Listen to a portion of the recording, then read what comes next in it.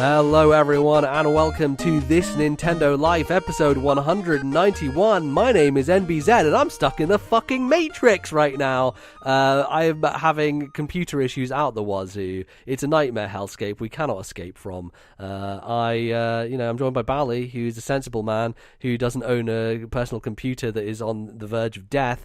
But, you know, that's just the way life works out, you know. Live in a COVID time, I can't get my new computer yet, so I'm just going to have to march on with this one that's blue screening on me, that's freezing on me, that's lagging on me. PC gaming, a wonderful thing, friends, but when it's not, it's just the worst thing in the world.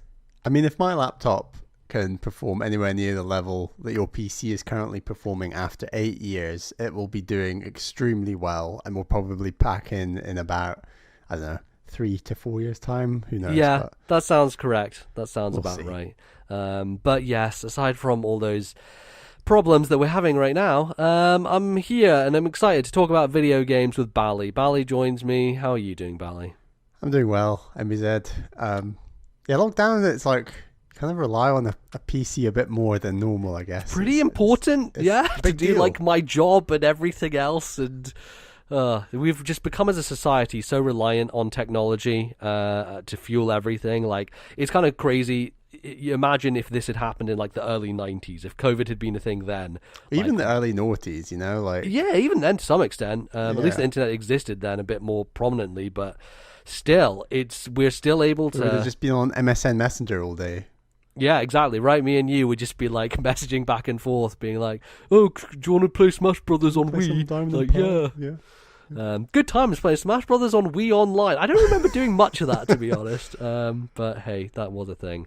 Anyway, we're here to talk about Nintendo video games, fun stuff, all the things we love. And Bally is going to tell everybody what we're going to be talking about today. For the first segment, we're going to talk about the games that we have been playing. The second segment will be your emails that you have very kindly sent into us. And then for the third segment, we're going to be discussing our game trade games. So a few shows ago, me and MBZ challenged each other to play a game that we hadn't played yet. And we had to play it. That's the rule. We were forced to play it. We obviously did this last year as well. So we're going to talk about those games in the third segment. I've been playing Codename Steam that MBZ made me play, and he's been playing Rhythm Heaven Megamix. What's the name of that game? I can't remember. Yeah, there's two different versions. The European one is Paradise. The North American version is Heaven. Even though this game has Heaven World. We'll get into it. Anyway, yes. The localization Heaven there World is not necessary. But yes, we will go in depth about those. And we thought, we've got a lot of games to talk about, so we might as well segment those in their own section and give them the breathing room they deserve for us to nitpick at and, just go in depth. So that will be fun. But we're going to kick things off with video games. Anime, Bally, how do you feel about it? Spiky hair, large titties, what are your thoughts on anime generally? I don't think I've ever sat down and watched a whole series of anime, I guess. Aside from when we were younger and we would watch Digimon and Pokemon. Digimon and Pokemon, yeah, they were great shows. I mean, Digimon is a much better show than Pokemon in my view. It was back in the day, for sure. Kick-ass tune. I need to go watch some more Digimon. Where can I watch Digimon? Probably Netflix or something. Netflix, I think so. I think one of these services put all of them up there, like the films and everything. Wow, yeah. But we're straying away from the point here. Anime, obviously about waifus, about characters who just have a very specific style to them. And Smash Brothers, now no stranger to that style, right? Like the previous character Sephiroth, pretty fucking anime in different ways in many back-to-back aspects. Anime. But we're back with some more sword-wielding ladies. This time, two of them in one, Pyra and Mythra, the characters who are Blades from Xenoblade Chronicles 2, and Sakurai, having a whale of a time explaining what Xenoblade 2 is to people and all that stuff. He does his Sakurai Presents thing where he comes on screen and it's like, anyway, this is every specific move and I'm just going to control two controllers. I still don't understand how that man does that, right? He like sits there with two Switch Pro controllers like, I will do perfect like input, perfect like examples for every single option I have while throwing as much comedy in there as possible. It's a remarkable thing, but I guess that man has his job for a reason. But yeah, they showed that, and then the characters released. They came out. Now the fourth character slash characters in this DLC pack, the second DLC pack. We've only got 2 more to go, so hopefully the other 2 will be out by the end of this year, which was, I think, their promise initially, and I guess COVID may have slowed them down a little, but it seems like they're still on pace. We're only in March, long part of the year to go to get 2 characters Totally. out. Yeah, absolutely. So they came out, and we have both spent some time playing them. I've spent significantly more time, I think, playing than you have, Bally. But we give me some initial thoughts on, these characters, how they play, and their moveset and everything. They're really nice. I mean, they really do remind me both in style and actual play design, like of the Fire Emblem characters, but just with a little more. Maybe a little bit more projectiles generally, which is nice. Mythra especially is just really fast. That's like that side special just seems as broken almost as Kid Icarus's side special from Brawl, I want to say, where it's just like that. It's almost impossible to avoid fast chip damage kind of attack that does lock you in a bit. And then Pyra is just much more slower and heavy hitting, and the fact that you can change between the 2 of them is really cool. Like, I think that they are very well designed characters, and of the kind of DLC characters, them and Sephiroth are probably my 2 favorites, honestly, to play. I think I'm not here for all the hokey business with stuff like Minecraft Steve and Steve. I really love the idea of Steve, and the way they implemented him is really smart and well done. He just feels so clunky as a character, like slow and unwieldy. Yeah, I like to be able to pick up and play characters, and I think Mythra and Pyra are definitely very easy to pick up and play if you know how to play Smash Brothers. Like, they are very 100%. And one is a more tropey kind of fast character, and the other is slightly slower, heavy hitting. Totally. So, you know what they're all about. Yeah, for me, as someone who mainly plays as Fire Emblem characters in Smash Brothers, who has no trouble with more sword people being added to the game, just because it gives me more options for my main, right? Like, that, most of my mains are sword wielding characters, so I'm not on the kind of bandwagon of people who hate them and don't want any more to be added. They, I think, are probably my favorite characters to be added in all the DLC so far to this game, from the first pack all the way through the second one. They just clicked with me in a way that no other characters have. And I think it's that combination of Mythra being incredibly fast, able to rush people down, like have those aerial attacks that I always go for, that I'm just like going to go quick, just like chain together, like forward air, that I like to do a lot with Lucina and stuff like that against you. And also having the ability to get some range. Her side B, of course. One of the things with her side B I've noticed against good players is if you do block it, then the lag you have after doing that side B is significant. So people can take advantage of that. Like, if they block it, then you stop and you finish, they can turn around and just forward smash you to hell. So it's definitely a bit of a risk, but I actually really like it as a way to get back on the stage, as well as a way to like get onto the ledge. It can be used like in the air as well, so it's really helpful there. Her neutral B is not as useful. You kind of hold it down and it charges up a big kind of long swipe, and that only hits in front of you. So it could be used as a good ledge guarding tool to some means, but I haven't found a good way to use it. I tend to forget about it a lot of the time because I've not found it to be as useful. But her up B is really nice in terms of it has a weird angle to it where the projectile comes out from, and it also gives her good lift in the air. So what I've tended to do sometimes is do a side B into an up B. So you side B them, they start kind of careening off, get them with the up B, and then you're like pinging them off the side. It's a really nice chain together of attacks. And so what has been tending to happen with me is I'm playing mainly as Mythra, open as Mythra, get them up to like 70-80%, then you switch over to Pyra, and my fucking lord, Pyra hits hard. Her attacks are just like a hammer to the face. Her forward smash is absurdly powerful, but of course it is slow, right? So you do have to be lucky in order to get one, or like know exactly when to pull it out. But her side B is really helpful. The big kind of spinning wheel of fire that gets thrown out has a really big hitbox to it, and generally, unless they're jumping over it, you can also move away, so you're able to like still dodge and you know, get out of danger potentially if that becomes an issue.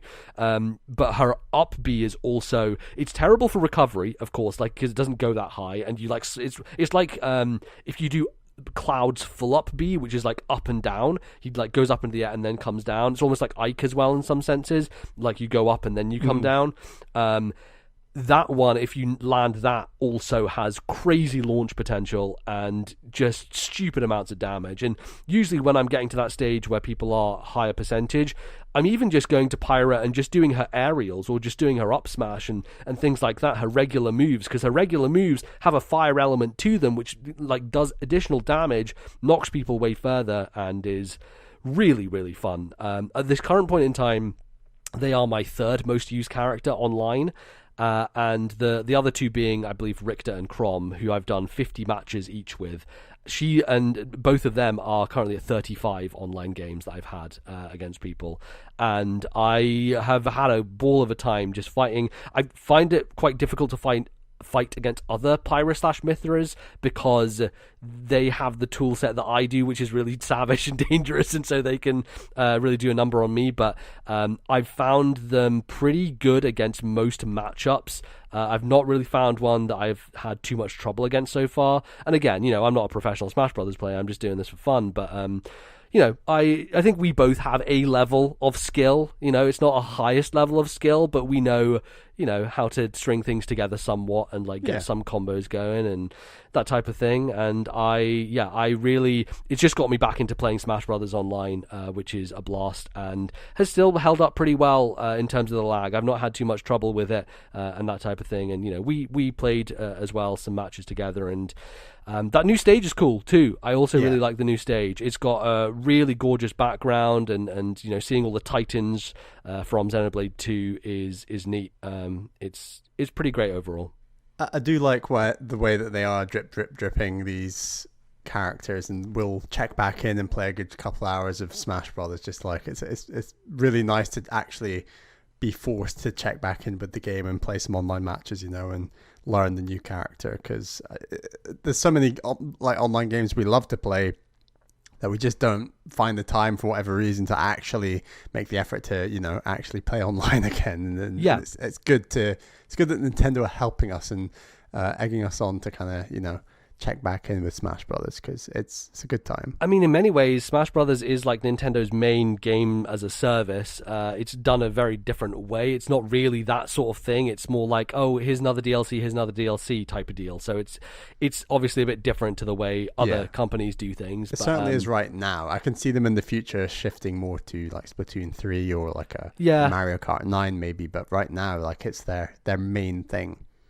Yeah, and I do wonder, right? Like, they keep denying the fact, like, Sakurai needs a goddamn break, for God's sake. Are they going to do a third pack? Like, I don't think so, but this has been, like, one of the most successful marketing things for Nintendo, is every time a Smash character gets announced, there is so much hype around it, there's so much buzz around it, it brings the game back into the conversation, new people will buy the game as a result of a new character being added. Like, I imagine there are big Final Fantasy VII fans out there who, like, saw Sephiroth got added and were like, well, maybe I'll buy Smash Brothers now, right? Like, there is a real kind of just all-encompassing nature to this game that will continue to just, it's like it has this magnetic field that is expanding, and eventually it will just get everybody, right? Like, eventually everybody will own Smash Brothers. I think there's a very strong chance of a third pack, to be honest. Like, is there a chance that maybe Sakurai has a break and then he just does a third pack at the end of the Switch's life cycle, or is it important that they keep the momentum going? I don't know.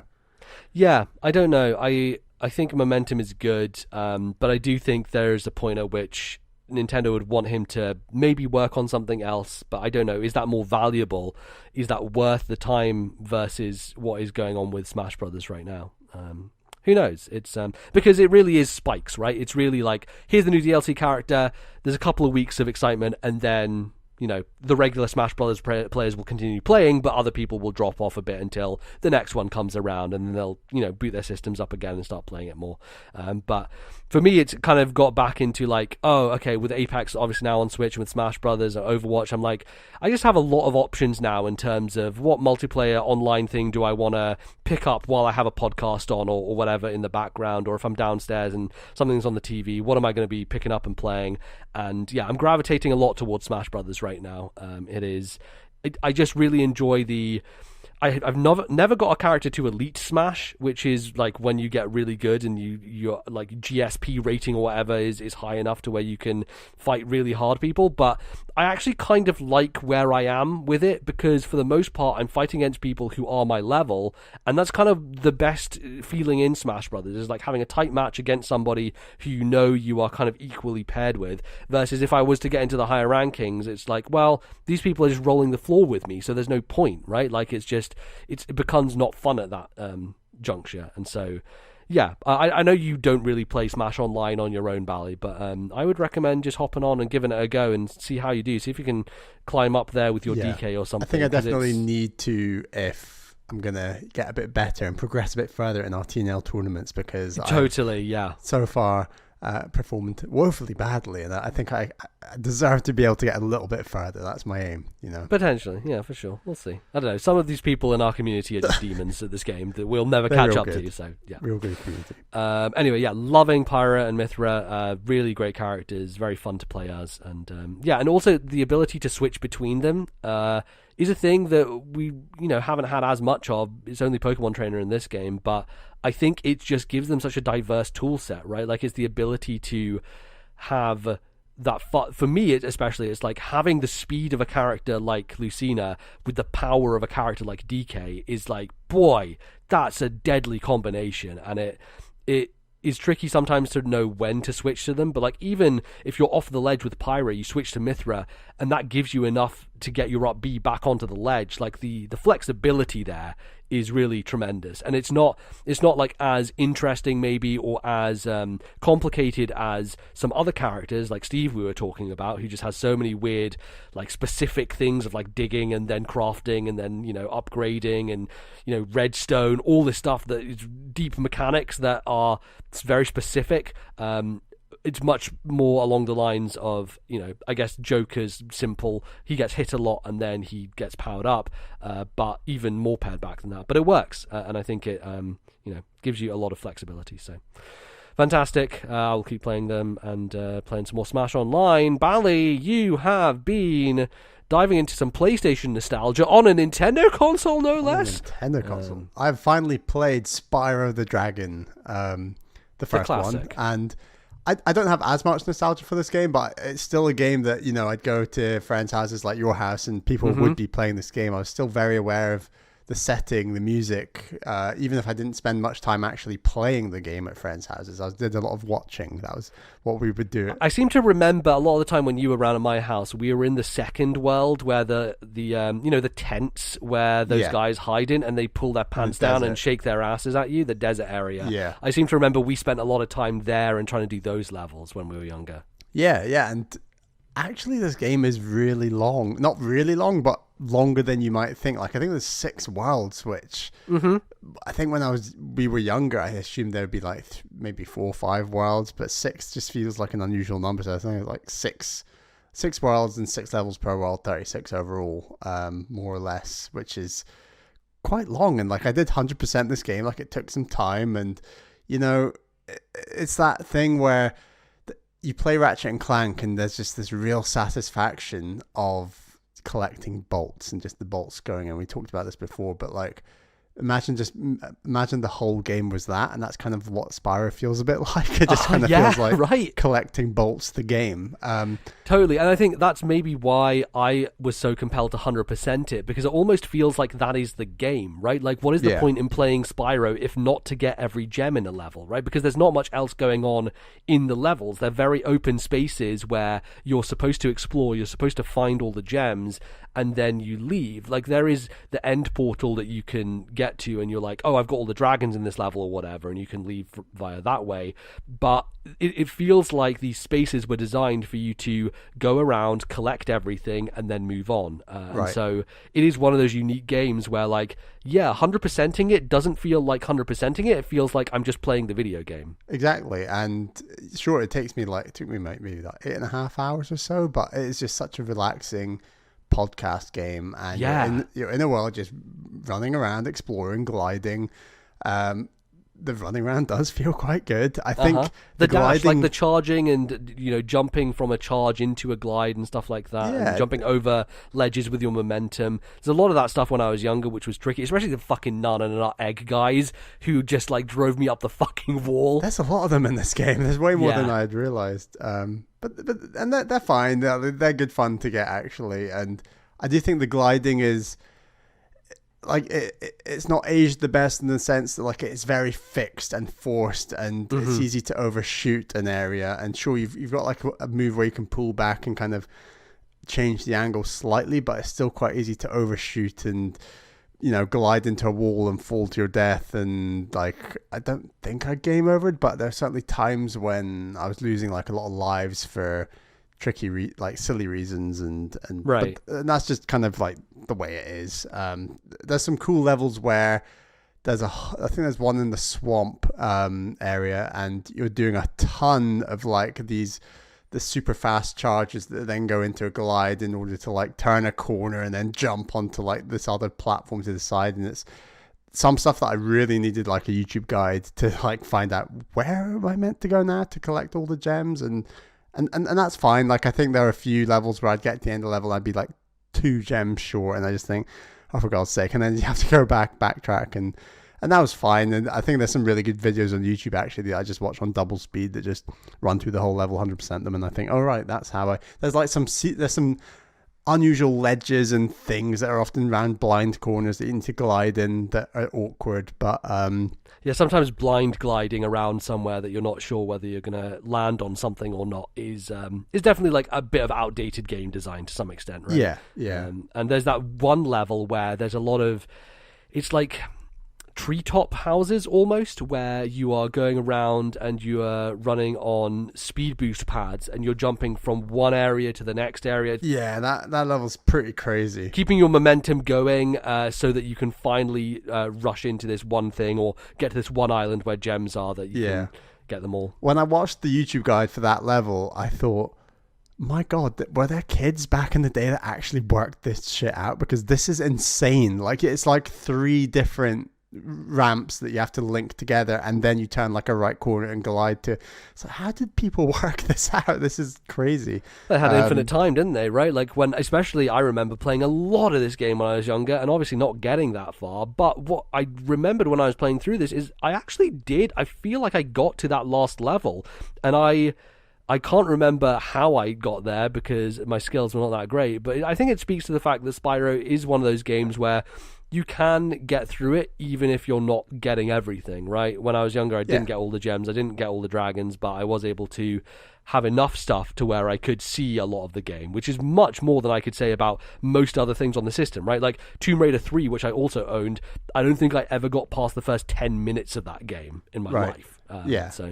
It's a very open and welcoming game, and honestly with a podcast, it really does hold up. Like, don't expect it to be an incredible game in terms of today's standards, but in terms of like a classic game, it feels, and well, we should say the remake, remaster, whatever you want to call it, looks really nice. I will say the Switch port is not good. It is like similar to when we played the Crash Team Racing demo. Like, there's like these dots on the screen. They're not like pixels. It's very hard to explain, but it's like kind of fuzziness around characters and environmental detail, right? Like it's lack of anti-aliasing, that type of thing, which is a lot of it actually is probably to do with resolution lowering. So you're getting an image that's like a 360p image or something 480p image on a Switch screen that's 720, and that's why it looks blurred or kind of edges are messed up and things like that. Yeah.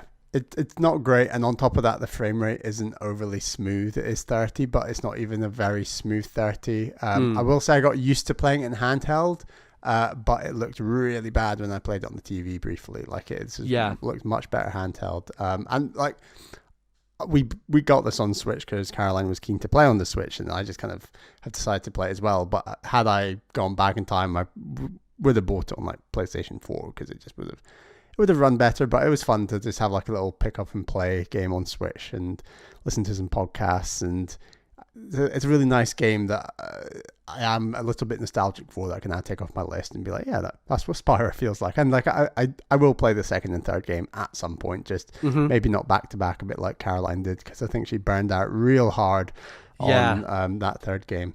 I should say the flying levels really grew on me. Yeah, I was going to ask you about those, because you messaged me and you're like, do I have to do all these flying levels? And I was like, I mean, yeah, I don't know.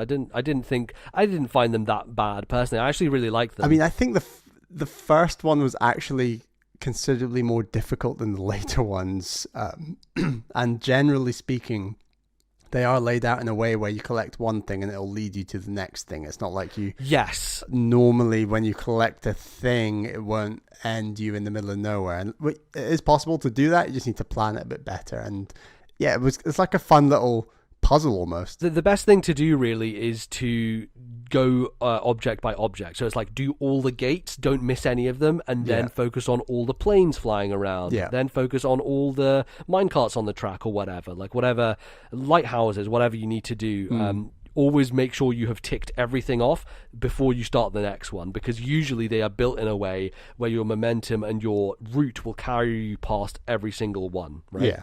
And like they have really beautiful, like colorful little worlds like to fly around, which I think is really nice. Like the game generally is just really lovely to look at and be a lovely world to be in. Like they've just nailed the ability to take that old game and make it still feel like it and look like it, but is how you remember it looking versus how it actually looked back on the PlayStation. Totally, yeah. And you do look at the comparison, you think, whoa, it did not look that great drastic, back then. But you know, you're right. It does look how you remember it looking, and they've done a really good job in that. Who's the team who ported it? I've forgotten their name. I think it's Toys for Bob. Toys for Bob, that's the one. So yeah, really, really good stuff. I'm impressed, and yeah, I'll play the second game probably next year. I don't know. Give it a break. It's interesting for me. Like, I far prefer the Spyro games to the Crash games in terms of quality and gameplay. I think they're just better, more well-made,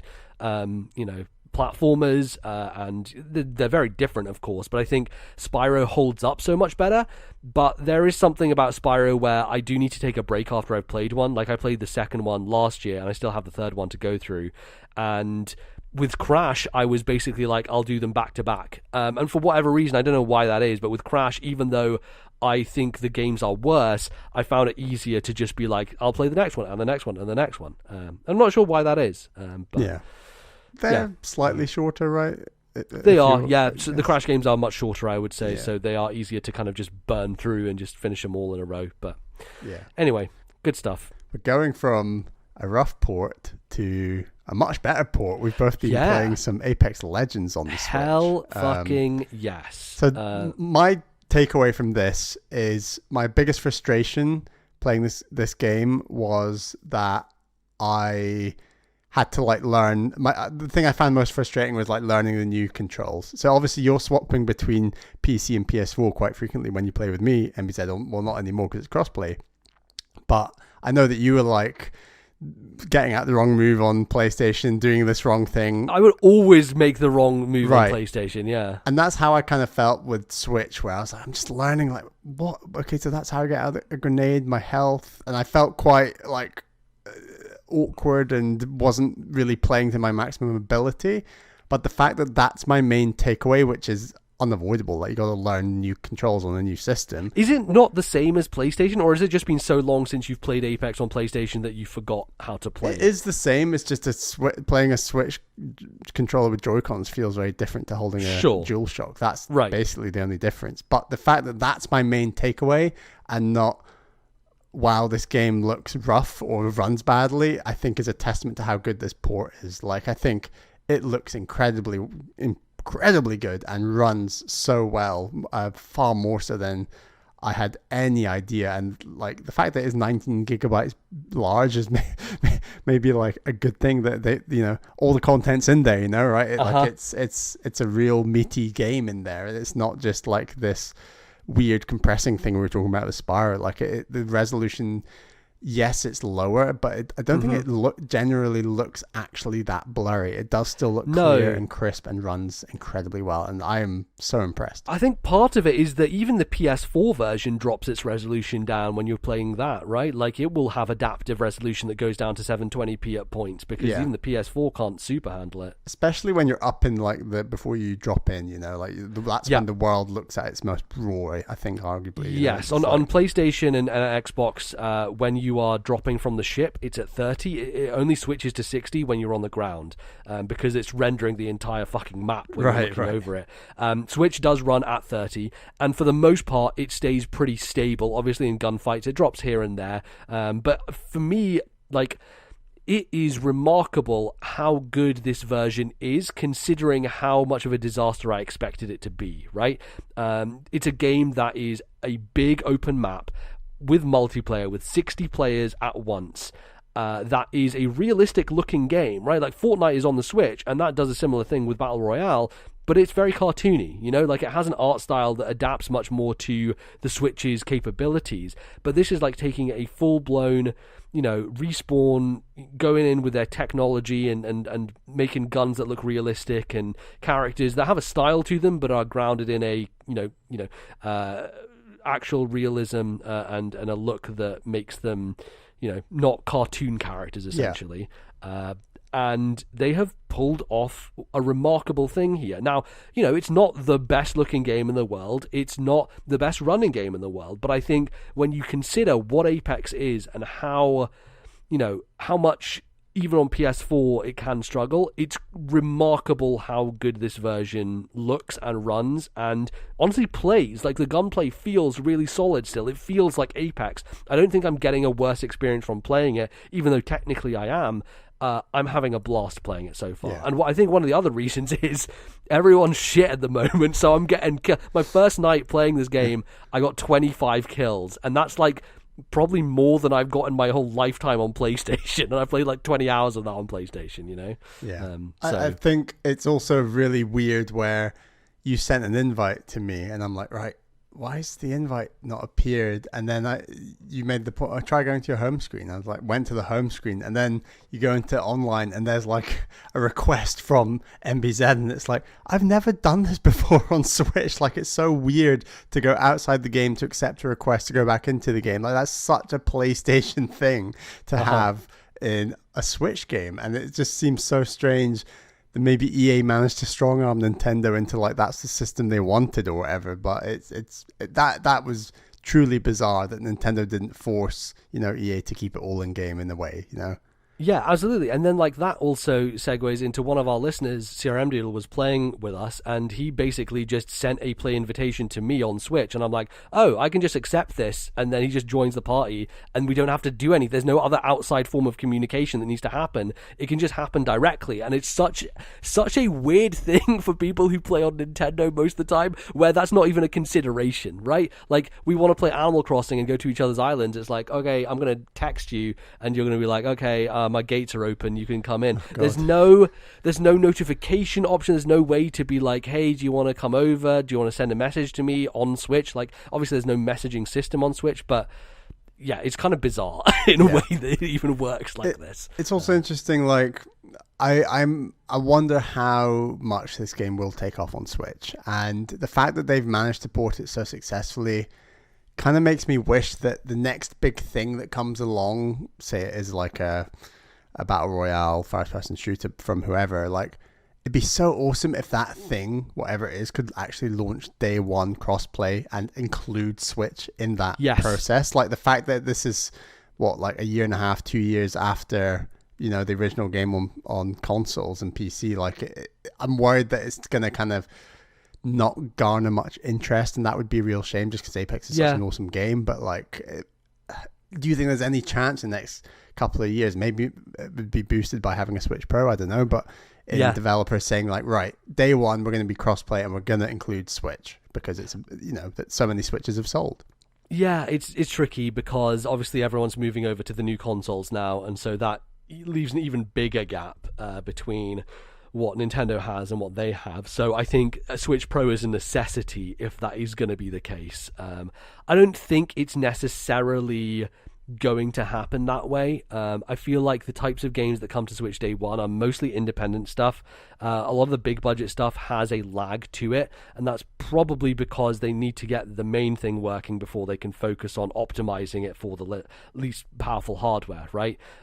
So stuff like Doom Eternal took a while to come over, and obviously Apex and Overwatch and stuff like that. It's just, they will come, but I think there's almost an expectation from the Switch audience that, like, they will get it, and it will be a portable version, but they'll just have to wait a little bit, right? Fall Guys is a good example. Outer Wilds that just got announced, right? These games that kind of almost make a name for themselves elsewhere, and then Nintendo are like, okay, yeah, now you're on our system. That means you've really made it. You've got a Switch port, which is a hard thing to do, right? Like, to make big games work on Switch is tricky, so it requires a pretty successful thing in the first place for you to then get a version. You know, I worry that big games in terms of intensive, because obviously, like, you know, Silk Song's going to be day one Switch. That's going to be its main system. But these, I could, like you say, I could imagine the Pathless coming maybe later this year or something, and it's going to be an unusually low resolution port. But I think it might still, you know, do well and whatever. So.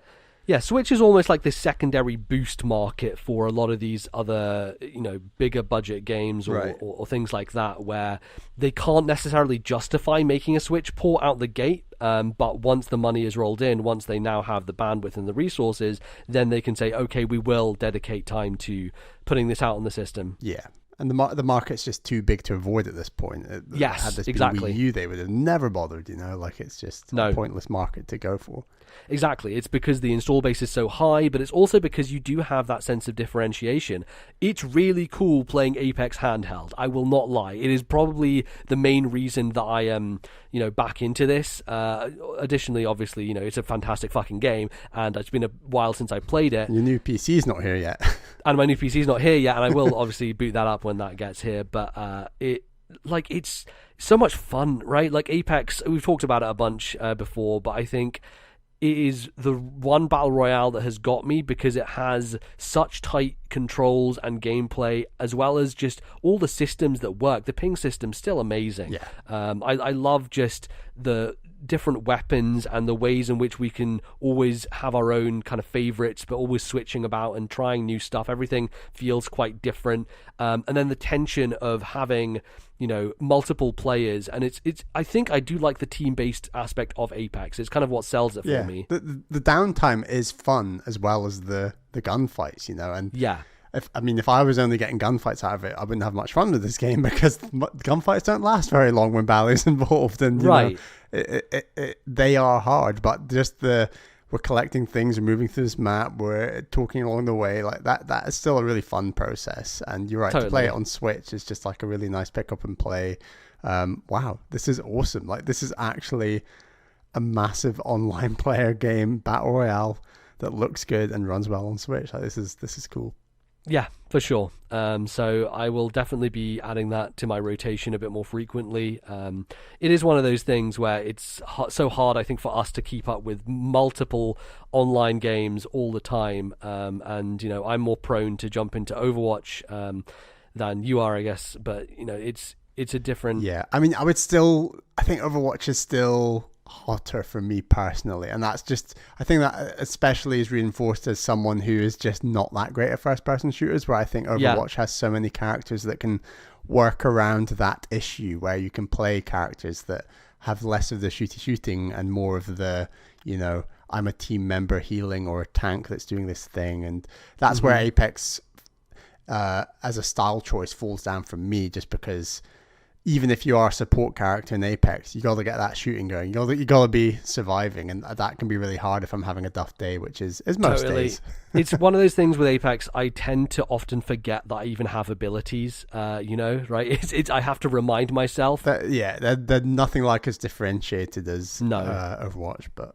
They feel like little bonuses that it's like, oh yeah, right, I could do that thing with Wraith where I make a hole and people can go through it. Cool. I mean, that's probably very situational when I use that, as opposed to an Overwatch where it's a core part of the character when you're using it constantly all the time. It's a very different approach to the way that the game is designed. But I don't know, I think maybe part of the fun is also I'm at a point on PC and on PlayStation where people are just curb stomping when we play. Like, I remember one session we had recently before this where we played and it was just like demoralizing as hell because we got no kills. We were just being destroyed, just got no progress whatsoever. Yeah. Whereas you never get that feeling in Overwatch in the same way. You know, you can be pulled through by a team, and matches are so short. If you have a bad match, you jump back into a good match. You know, it's that kind of that gaming loop suits my ability far better.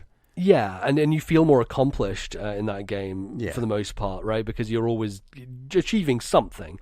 Whereas in Apex, you can be like, well, nothing happened. I died. That was fast. I mean, there was one point where we were all running through like the what do you call it? The bad hot stuff. Zone. The zone that hurts you, and yeah. Then we eventually got to a safe spot, and I was lifeline. I just healed you all up, and it's like that was satisfying and cool. Yeah. And I felt like I was supporting the team without necessarily shooting heads, which is satisfying.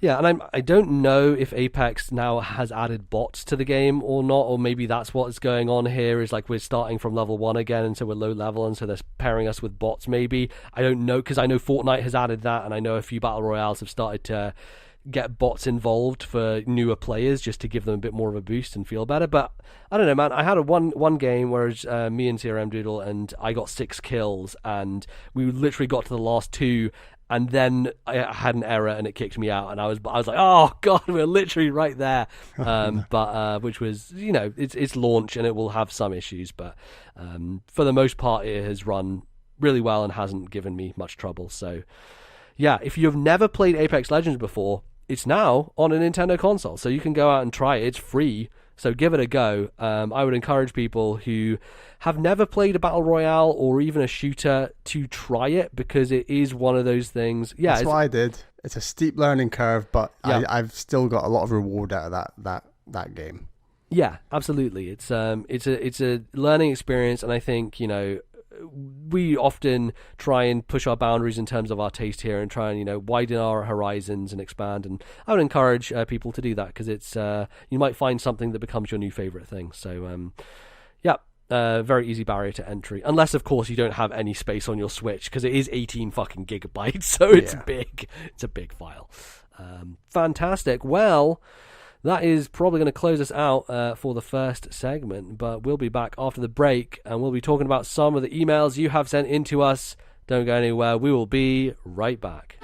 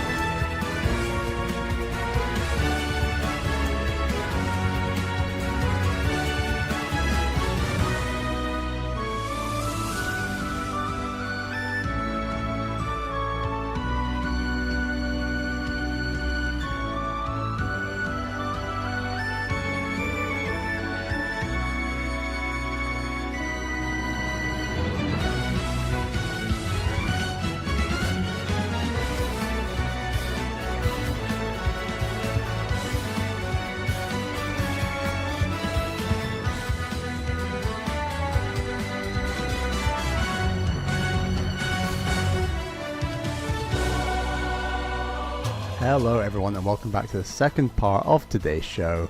We put the call out for emails a little while ago, and everyone answered. Thank you so much for answering our call. It's great to see. If you would like to send an email to ThisNintendoLife, please send that email to thisnintendolife@gmail.com. That is thisnintendolife@gmail.com. We always need more. We'd really appreciate it. Our first email this week is from Justin, who's from Pennsylvania. Says, hey fellas, In the latest episode, MBZ mentioned that he's been trying to identify a mystery caveman game from his childhood. I think he mentioned something about a caveman stepping off a dinosaur, and it sounded like the game was on the SNES. Growing up, I owned a game called Chuck Rock for the SNES. Chuck said bunga bunga at the beginning of each level, and he attacked enemies by extending his gut out and basically belly thumping them off the map. MBZ's very brief description just reminded me of this game. I vaguely remember the first level beginning with Chuck stepping off a dinosaur's back, but this was 20 plus years ago. Maybe the mystery is solved. Anyhow, though I'm a fan of the podcast, I haven't listened to your full library of episodes, so apologies if this has already been covered. Here's my two-part question. First, how do you both feel about collector's editions for games? And secondly, is there a collector's edition that you own that you value the most, or maybe a collector's edition that you don't own but you wish you did? This question stems from the announcement of Skyward Sword's HD release. Apparently there's not going to be a collector's edition, even though Link's Awakening had one. This just disappoints me, says Justin from Pennsylvania. Thank you, Justin, for your... So I should preface this. Multiple people contacted me about this caveman game, telling me, I think it's maybe this one, maybe it's this one. I think there's this thing of that era where there were so many fucking caveman games just going about, like Joe and Mac and this one, and there was some others as well. Some on the Amiga, some on the Super Nintendo, some on the Mega Drive, some on both, and... I did take a look into Chuck Rock. I had a look at it, and there is something eerily familiar about it, but I don't know if that's just... I've seen a lot of caveman games on this kind of 16-bit style, so I don't know if that's the reason that it's kind of clicking with me. And I watched it for a bit of it, and it looks like he jumps on a dinosaur who then walks across a river. Now, here's my memory. I'm going to get real specific here, because I'm not sure that this is the exact same game. Maybe my memory is... memory is weird, right? And we kind of fill in gaps, and we create things that weren't actually there, but for whatever reason they stick in our brain.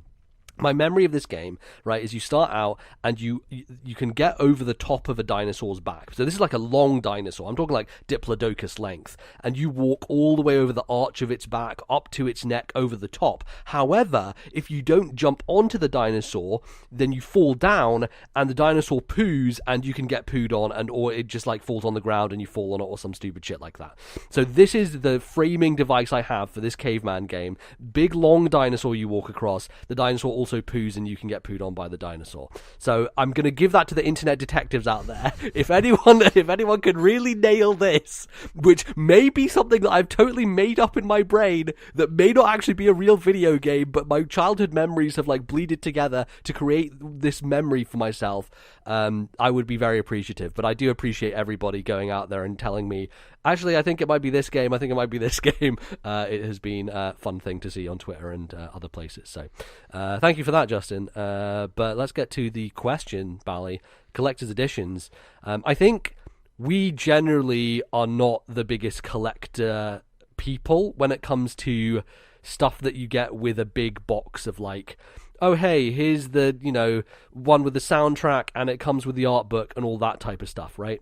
Totally. Yeah, I'm just here to play games. If those games come in the collector's edition, then so be it. It's normally because I think last almost collector's or special edition I got was just like an accidental thing for Last of Us Part 2 through Amazon. They just sent me some... Oh, right, okay. The standard edition they had was like some sort of special edition that has like an alternate box art or something and like a sleeve. Oh no, it's got like a...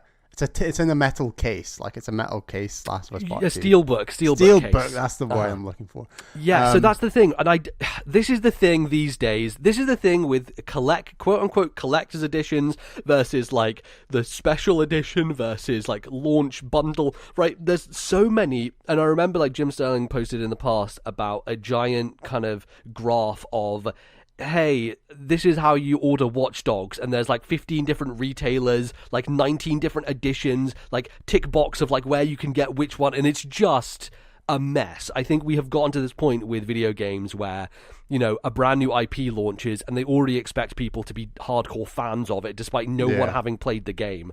And that's kind of a culture that has just arisen. Now, it makes more sense for me with IP or franchises that people are invested in already, right? Like Zelda stuff. Of course, people are going to want to get special editions of those types of games. But like the stuff with Last of Us for you, that was probably just like phrased as some kind of special edition when it was just a steelbook, I imagine there was also a super duper collector's edition of Last of Us that came with a poster and the soundtrack and a vinyl and a statue of Ellie holding a severed head or whatever shit. And when you see like press, they get sent all these kind of like kits that have all the stuff in them. I often see on Twitter or something like that looks really cool, but it's then if me as like a private consumer or whatever, there's no way I'd want to spend extra money to do that. I just want to play the game. It just seems right. Like who is going to order the version of Saints Row the Third that came with a giant dildo bat? Like, is anybody? No, but the press got sent those giant dildo bats, and it was pretty funny. However, that's just like, it depends on the type of person you are, right? And I think and like I'm not adverse to showing off video game stuff like in our flat or whatever, but I'd rather get like a piece of art could be a part of a collector's edition, but like but usually they aren't. They're usually just posters or something that isn't actually that. I mean, you could frame a poster, that could be cool, but I'd rather just, I don't know, I've got like my squid from Splatoon, or I've got my Dragonite plushie. Like I don't know, if I want to get something, I'll buy it separately. It doesn't have to be a collector's edition to represent the game. I don't feel the need to show off my fandom in that way, I guess. Totally, and things like art books or CDs and things like that, the CD especially is just becoming so out of vogue these days. Like, who listens to discs on anything? You're running out of machines to put them in. Totally, yeah, right? Like, my new PC that's coming in won't even have a disc drive, right? Really? So...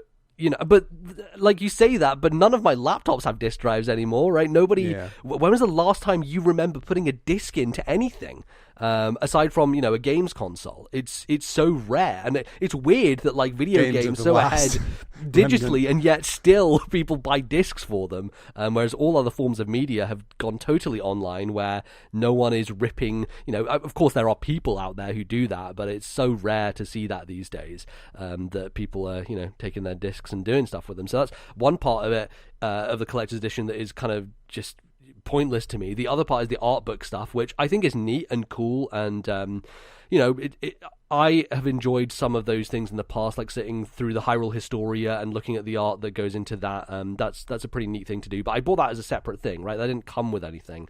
And then you get stuff like statues, and statues to me always, every time I see one from a collector's edition, I'm always like, that feels really cheap. And part of it is because they're trying to bundle all these things together into a package for like 150 quid. And to be frank, to get like a high quality statue like that, you want to probably be spending more than that on just the statue alone.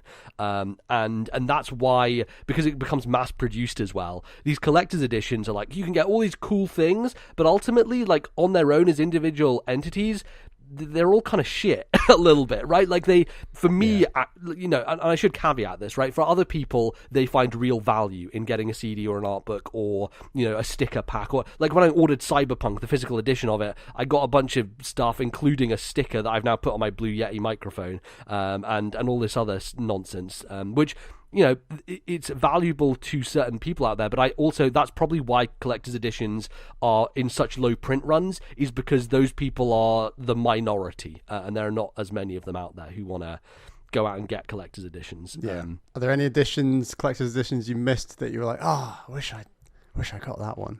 I think like just owning the Zelda one that I don't think you have the Ultimate Zelda one, which had like Ocarina, Majora, Zelda 1, Zelda 2, all that stuff, or did you have that? Because you have one with Master Quest, right? Yeah, so it's one box with 2 discs in it. One disc is Wind Waker, and the other disc is Ocarina of Time Master Quest on GameCube. Right. There was a separate one that had Ocarina and Majora, as well as Master Quest, as well as the first 2 games. That would have been a neat thing to own. But I think at this point in time, I own better versions of Ocarina and Majora on 3DS anyway, so I would only play them there. So it's not like that's a big deal. Obviously, we have access to Zelda 1 and Zelda 2 just tripping over a fucking calculator these days, so it's not like those are rare entities or anything. The only real collector's edition that I have, that I went out of my way to pre-order to make sure I had day one so that I wouldn't miss out on it, is Fire Emblem Fates. And the reason I did that has nothing to do with the art book, has nothing to do with the steelbook case or any of the other stuff that came with it. It has 100% to do with me wanting to save money because I was going to buy all 3 games anyway, and so I wanted one cartridge that had all 3 games on it, as opposed to me downloading them to my SD card on my 3DS. It's almost like one of those things for the future where, you know, I will always have all 3 games of Fire Emblem Fates on a cartridge, and that's a really rare thing to have. So that's kind of the reason I wanted it, not for its rarity necessarily, although that's a fun thing, but mainly because my intention was to play all 3 games, and so it's just convenience more than anything. And also, if I had paid for them separately, I would have actually paid more than I would have done for the collector's edition, and yet the collector's edition comes with a nice steelbook and an art book and all this other stuff. So that was the main one that I have bought for a particular reason, but once again, the reason comes down to the video game itself as opposed to anything else. So I do own a collector's edition of Mario Kart Double Dash. But oh, really? Okay. it is not a Nintendo collector's edition. It's this really weird tie-in that Game did at the time. A retailer collector edition. A retailer collector, where it's just like a purple box that they've just got like the silver artwork of the game basically replicated on it with just a big game logo at the bottom. And it was purely accidental. I was of the age where my mum would go out to game and buy, you know, a GameCube game, so it wasn't like I bought it. And yeah, I think it cost the same as the regular game. It was just that was that, and it just came in a different box, and yeah, totally pointless. Was there any other stuff that came with it? Any like additional? There was like a poster, but a pretty standard poster. Like it wasn't that special. Yeah. So yeah, I'm a collector, but I'm a collector of experiences. I'm not a collector of collections. You're a collector of the theatre of the mind. Yes, you would say. Exactly. Yes. So I'm happy to own stuff digitally versus physical, but you know, it doesn't overly bother me. Yeah, I mean, the other one would be the Skyward Sword one that came with the golden remote. Yeah. And that was another practicality thing of neither of us owned a Wii Remote Plus. No, we missed out on Sports Resort. Yeah, and it was a fun gold controller, so I was like, yeah, I'll pay 70 quid to get the more expensive one that comes with an extra Wiimote because I need it to play the video game, so it was a necessity in that case as well. It was like, well, I can't actually play this without this thing, so I need to get it, and I might as well get the fun one, and I still have that, gold Wii remote. It's cool. The texture on it is a bit weird, it's like, it's almost like paint, and you can feel it. Yeah, it's definitely been sprayed painted by a machine at some point. Yes, 100%. So cool. But yeah, if another collector's edition came along that had something that was more focused on, like Fire Emblem Fates was, coming with multiple games in it, then that would be the sort of thing that I would go after. I'm looking at like Famicom Detective Club right now, and it's only digital in the West, and Japan get a really nice collector's edition. That's the type of thing where I'm more interested in that kind of thing because it's more of a historical curiosity, right? And you get like the original artwork that went into the original game and stuff like that. And obviously it's Japanese, so it wouldn't make any sense to me because I can't read that language. But if they brought that over, that would actually get me more interested. And partially the reason is because that game cost 50 quid on the eShop, and I don't actually have a avenue to buy a physical edition at the moment, and I would kind of like a physical edition of that. So if that did come over, that would be one that I would consider personally. But yeah, that's the only other kind of thing I can think of at the moment in terms of, collector's editions that would pique my interest. Yeah. Cool. Well, thanks for your email. Our next email is from Chariot Goblin, who says, "Hey TNL crew, in the last direct, we found out the 2017 3DS game, 2016 in Japan, Miitopia, is being ported to Switch. 2 things to take away from it. 1, it's $50. 2, it's being ported by Grezzo. The developer Grezzo is listed within the copyright information for the Miitopia page on the Nintendo UK website. This adds up since Grezzo was in the news before the direct, since they posted job listings for a medieval and stylish project. What are your thoughts? Thanks and keep up the good work." My thoughts are I'm very disappointed that this is what Grezzo is working on, frankly. So many good 3DS games. God. So many thoughts. I think we can kind of get into the weeds of like what this means potentially for Switch and 3DS games going forward. Miitopia is such a weird choice, and like I think sometimes about Nintendo and their decisions and like why they make decisions. This is one of those decisions that in every single conceivable way I don't understand it, right? You're taking a studio that is really valuable to make like remakes of games that will be important, and you're giving them Miitopia, this game that flopped totally, had pretty much no critical acclaim, and is in many ways just kind of a dressed up version of the Street Pass games that existed already, albeit, with some additional stuff, as well as being on a system where the entire functionality of the Miis is so bare bones and stripped back that you're not going to get the same experience as you did on 3DS, where Street Pass and all those features would tie into the actual game itself, right? Because Miitopia's concept is making an RPG party based on the Miis from your system in many ways, or the ones you Street Passed with, and therefore you would have your friends all on your friends list with their Miis, and they would jump into the game. You'd have people who you Street Passed with who would jump into the game. The Switch doesn't even have that functionality, and so like at every single stage of this idea of Miitopia on Switch, I fundamentally do not understand Nintendo's decision making. I think we just discussed which developers within Nintendo we thought were working on what, and I think I'd come up with the idea because Grezzo did the Link's Awakening remake, right? Yes, So I think I had the idea, what if they remade Super Metroid or something, like another classic game, kind of glow it up, and that would have been a much more exciting game than a port of Miitopia, because I think Grezzo have a really great track record of, remastering, remaking, whatever you want to call it, some Nintendo classics, and mainly Zelda. Yes. But for them to get this game and do that just feels like a real kick in the gut, where you feel like if they had done something like a Super Metroid glow up or some other Zelda glow up, like that's an automatic 2 million seller, at least on the Switch. And maybe Miitopia will prove me wrong and sell very well on Switch, but I somehow doubt I'm sure it will sell better than 3DS, just because that's the way it goes. Well, that's on also Switch. True. I think there's like rare examples. I think Tokyo Mirage Sessions is one of those examples where it didn't actually do that well. But are we going to see more ports from 3DS? I think this definitely opens the gate. It's like the only other example I can think of is Sushi Striker, and that was an example where the game was already coming out on 3DS and they decided to put it on Switch just to give it a bit more life, right? Because otherwise it would have really died on the vine. Not that it didn't die on the vine anyway, it pretty much did. Have you heard any podcast talk about Sushi Striker apart from like us and RFN? Yeah. Probably not, no. Because it is one of those like Nintendo games that was given barely any attention, and is small and not really focused on.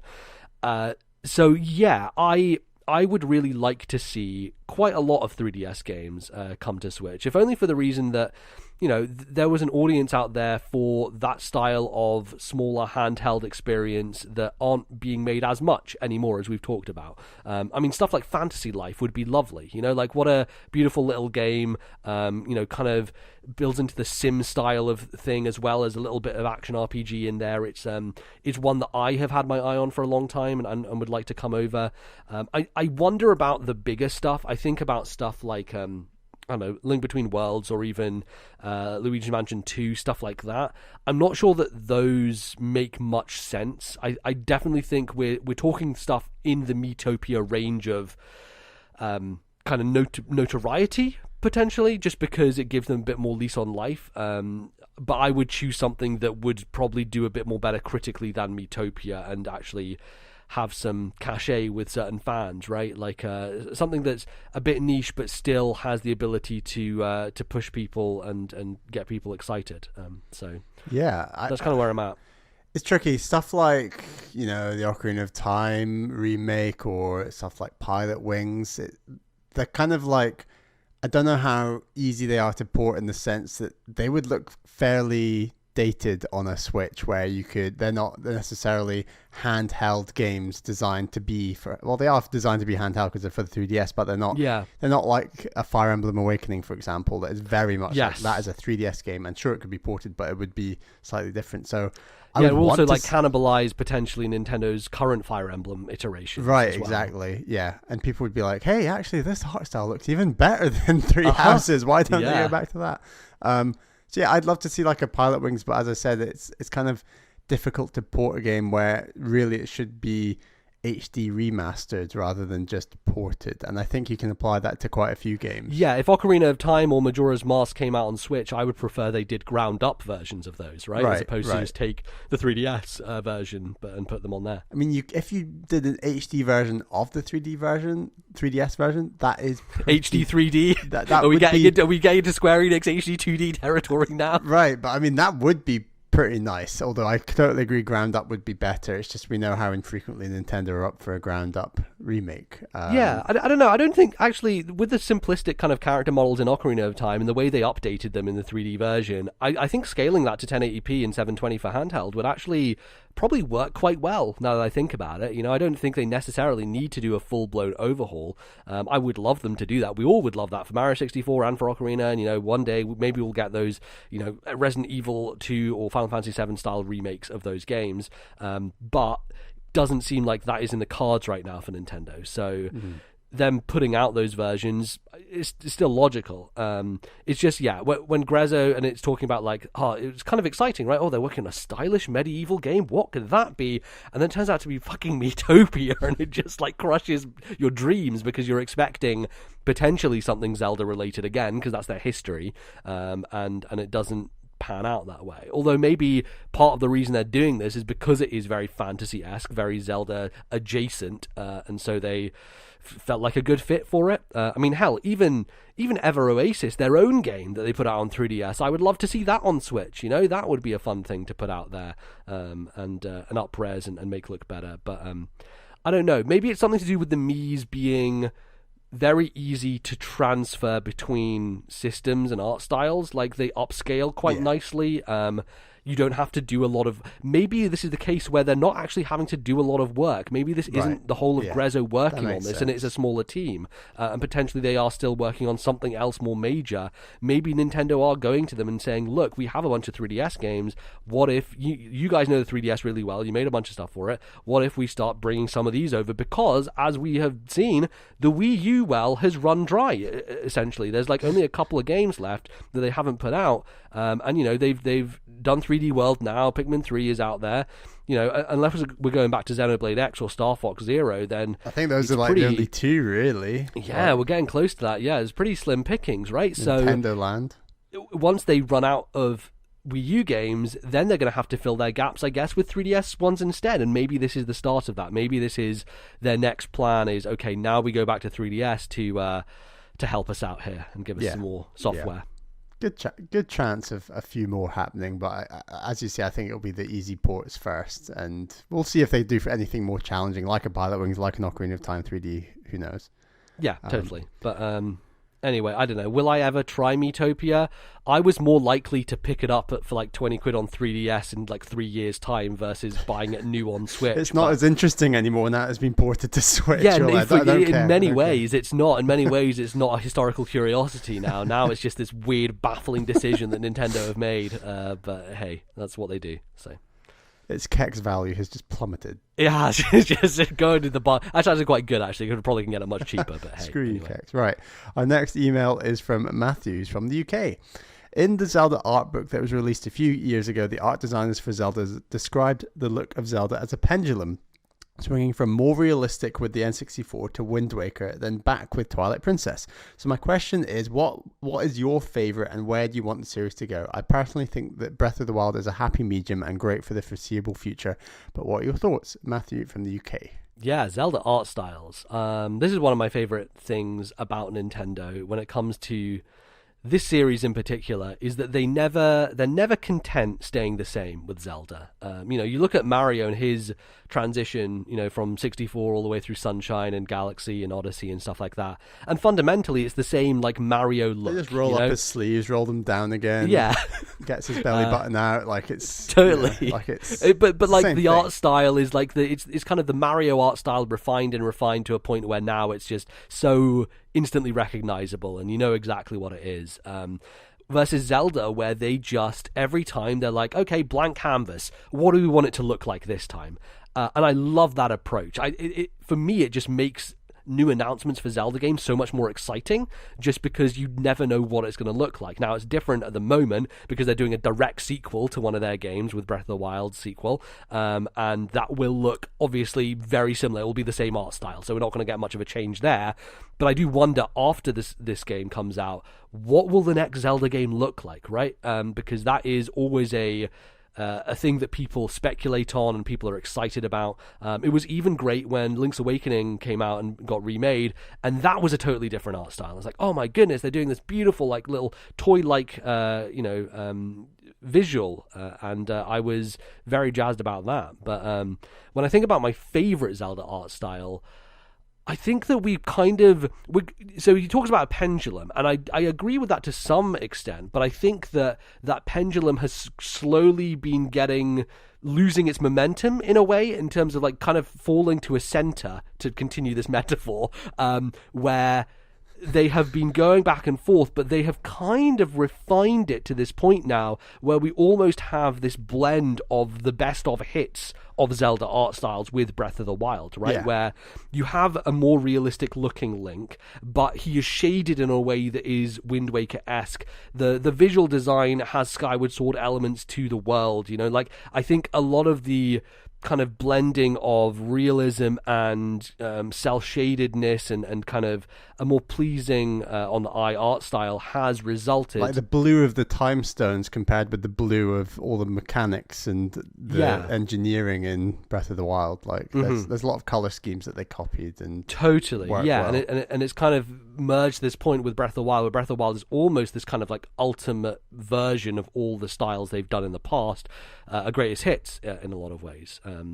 So I personally love the style of Breath of the Wild. I think it's such an evocative and like perfect version of Zelda, and like what Zelda feels like, what Zelda should look like. And so at the moment, that's kind of my favorite, but I still really enjoy, some of the other styles out there. I'm a fan of Link Between Worlds, honestly, as much as people bag on that one. I really like its kind of pared down little characters, and the whole idea of everything in that game is actually on an angle, so that like when you look at it from above, like looking at it from the side, and you see that screenshot of like Link, like his back like arching because the way that the world is built, he has to be on this almost tilt shift in order to get the 3D effect and get it all working. Until the Link's Awakening remake, that it would have been number one in my mind for most colorful Zelda game. Like that is just, it just pops. Like I just love that game. I obviously love Wind Waker. I think time has served Wind Waker incredibly well. Yes.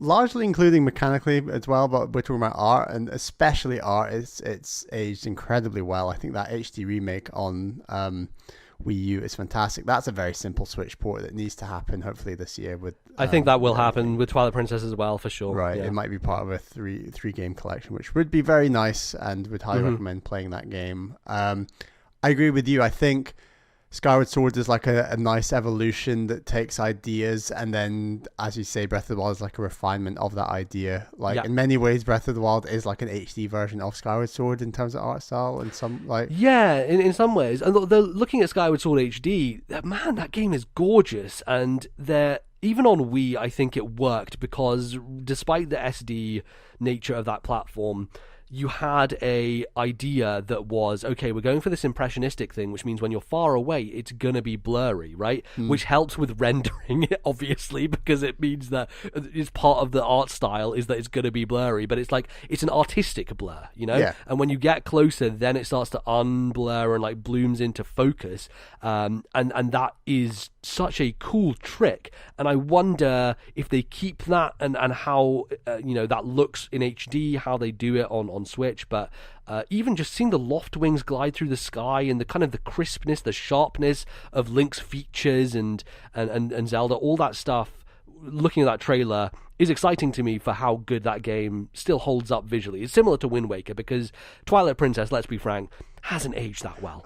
It's a weird one where how much were Nintendo under pressure because of all the backlash from Wind Waker to make like a realistic looking Zelda game that was in line with Ocarina of Time. And obviously we've talked about Lord of the Rings coming out at the time, there was this just huge influence, and it looked really good at the time, but you knew in the back of your mind, like photorealism doesn't age well, and like now here we are. See, when we were like 13 or whatever playing Twilight Princess, I don't think we thought that. I think we thought, oh, this is fucking cool, man. No, we didn't think that. Just the wider, more knowledgeable industry at the time perhaps felt that. But here we are, what, like 14, 15, well, what years it come out? It's like 14 years 2006, later. Yeah. So. Right, and yeah, it is not even in like the top 4 or 5 prettiest Zeldas. Absolutely not, no. By a long shot, and I think that does speak volumes to this idea. And that's where I think it is so important to not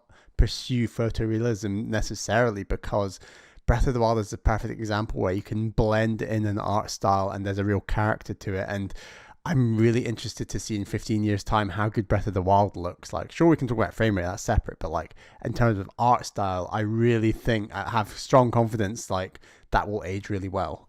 Yeah, I agree. And I think that's probably the direction Nintendo wants to keep going in, right? Like, they have seen past the backlash now. We've gone through the entire rigmarole. We've gone through the Zelda cycle, as people like to call it. And I think they know at this point that, like, all these people who hated Wind Waker are very stupid. Yeah. And it was a really childish backlash, ironically, because they were all like, well, this is a baby's game, but they were the real babies. You're the babies. You're the babies now, motherfuckers.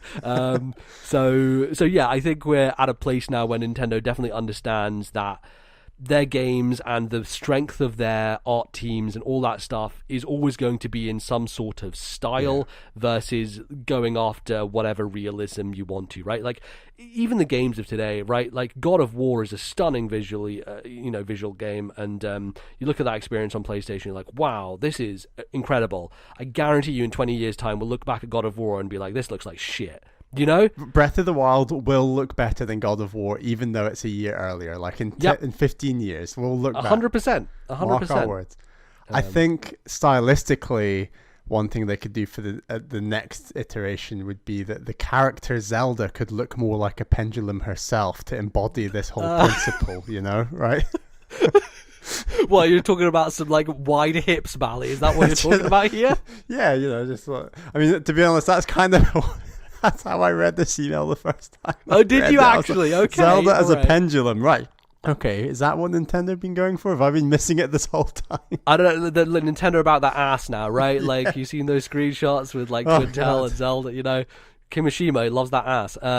So I don't know where we're going with this. I would say generally my favorites will line up with kind of where Nintendo is going, the direction they are going. Yeah. And I don't know. I do you have any thoughts on what Breath of the Wild 2 will look like? Will there be any visual differences at all? Do you think they will update this art style, or will it just be kind of the same? Just thinking back to other iterative Zelda, so stuff like Spirit Tracks, Majora's Mask, I'd want to say they had like very minor, like slight improvements here and there. I don't know. Yeah. I'm just guessing off the top of my head.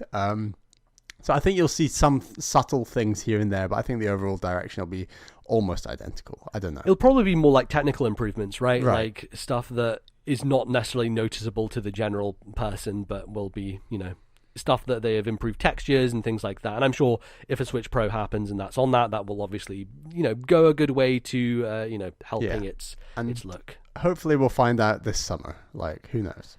Hopefully. Fingers crossed. Fingers crossed we'll once again see Eiji Aonuma stand in front of a screen, and this time it will reveal... do that to me again, Aonuma. Yeah, it will reveal the actual game, and we'll... I'm sorry to disappoint you, but we're not talking about Breath of the Wild 2. Actually, we're talking about the Wind Waker HD port coming to Switch. Yeah. I can see that happening for certain, but...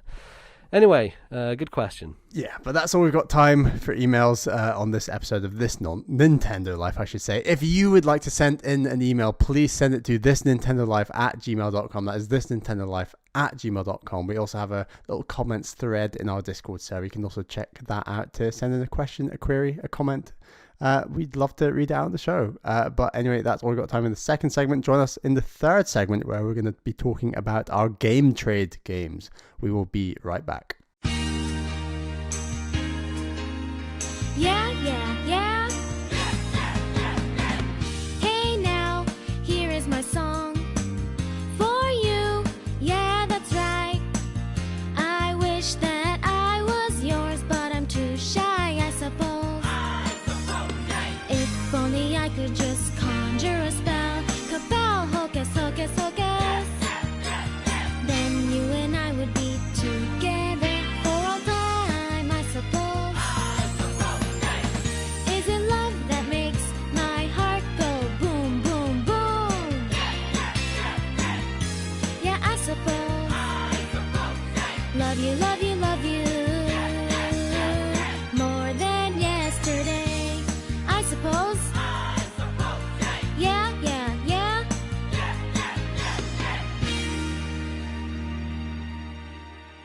All right, everybody, welcome back to the third and final part of today's show. It's time for a reckoning. Bally, last year we started a tradition that we mean to continue with. We mean to. It is game trade, which is basically where we both at the start of the year say, hey, you got to play this video game that I want you to play, and you don't have a choice. You have to do it. It has to be as soon as possible, and you have to finish it. You have to roll credits, which is Brutal. maybe mean in some ways, but I think, over the years, we've both been like, hey, you should really check this game out. And then you get a situation with me and Guacamole where I'm like, hey, Bally, it's been like 17 years and you still haven't played this game. What's up? And then eventually you do, and you get to it. But yeah, that's kind of what's going on here. Last year, Bally, I gave you Phoenix Wright, Ace Attorney, and you gave me Okami. Went pretty well for you, not as well for me. Yeah, I had a pretty good time. I enjoyed that game. Yeah, and I think we might be in the opposite scenario this time. You gave me Rhythm Paradise Megamix, also known as Rhythm Heaven Megamix, on 3DS, and I gave you another 3DS game, code named Steam, one of my personal favorites, one of my babies, yes, we have now both played both of these games, and we thought we would just do a dedicated segment talking about them to give them room to breathe and just get in the weeds, talk about all the different aspects and stuff we enjoyed and stuff we didn't, and kind of maybe ask the other person, like, why did you click with this game? What was it that really made you like it, and where I did or didn't, and do that. So, Bally, you played Code Name Steam on your new 3DS, which I think is important to say because it gives you the 3 times speed when you go through enemy turns, as opposed to... Is it actually times by 3? It is actually times by 3, as opposed to... So are you saying that when you played this game originally, you were on basic speed in terms of... No, I wasn't. So here's the history of it. When the game launched, there was no speed up option. It got patched to give a times 2 speed up option. I'm not sure when the new 3DS came out. Maybe that was already out when this was a thing, or maybe it wasn't, but I believe there was a new 3DS version or update that gave it times 3 speed. Very similar time, I think, yeah. Very similar time. So maybe it was at the same time. It got a 2 times speed boost on regular 3DS and a 3 times speed boost on new 3DS, and then it came out in Europe. So it came out first in America, got the patch in between, and the version that came out in Europe was already ready to go with all these updates, basically. So we got the better version. So you played it with the 3 times speed? So I didn't play it with the 3 times speed because I, at that point in time, didn't own a new 3DS. Right, okay. I had a 3DS XL, which meant I had 2 times speed when I played this. Yeah. Even with a new 3DS, there are some maps in particular, it takes a long time to get through the turn wait, as it were. Yes. Should we set this up first before we dive in? Codename Steam, a strategy game from Intelligent Systems that came out in 2015 that is reminiscent of Valkyria Chronicles, if people know that game, in terms of it is a more real-time tactics game where you're moving your characters on the map and you see enemies around corners and stuff, but you don't have an overhead view. So there's no like God view where you can see everything. And you are taking turns. You have 4 characters maximum per map. And you're fighting aliens. You're a bunch of characters who are really from like literature and those types of things. And it's kind of... It's using aliens which are what's that author? Lovecraftian, yes, H.P. Lovecraft, who you're fighting against, and you have the steam mechanic where you can take turns with how much steam you have, and if you have steam left over, you can go into an Overwatch mode, which means you're kind of sitting there, and if the enemy moves into your range, you automatically get a shot off on them. And I think what's so unique about the steam mechanic, from what I know of like Valkyria Chronicles, is that the actions because it's ultimately the amount of actions you have is your steam level, and it's linking your movement to your gunplay. Like the two are intrinsically linked through Steam. 100%. It's very cool. I'll say, like, first of all, like, the setting, like this there's Victorian UK. You even see Queen Victoria in Buckingham Palace. It's like Civil War. Is that not the map where you actually have to help her? Like, you have to almost do an escort mission? Yes, it's one of the early maps that isn't a hell of a lot of fun. But no, it's not. And it's like Civil War era United States, where like Abraham Lincoln is your leader, as it were. And then, it's this weird Lovecraftian steampunk world where all the enemies are Lovecraftian. But then the game takes this massive shift, and I'm going to spoil an area in the game from 2015 because I just want to talk about it. Yeah. So warnings here. But you go to the Emerald City from the Wizard of Oz, which takes up like the latter third of the game, and then you go back to like a canyon, and then anyway, it's crazy. I think there's a lot of good variety in terms of map design and areas. Honestly, that's one of my favorite things about it. Is it really does give you a lot of interesting spaces to navigate around. Yeah, I really like that. There's nothing like it that I can think of in terms outside of of Valkyria Chronicles, right? Oh, is that quite steampunky? Yeah. You mean?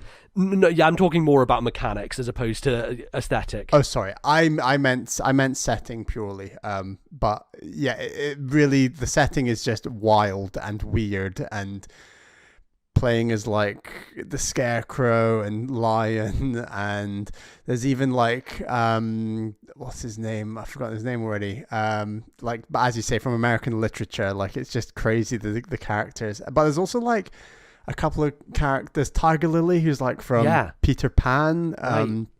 And then there's King Quay, who's like this Pacific Island heritage sort of character from literature, and it's basically whatever intelligence systems get their hand on without any copyright issues. Yeah, really. exactly. What's in public domain, basically. And that is one reason, to my knowledge, that Lovecraftian stuff is so popular, especially in like a board game space, for example.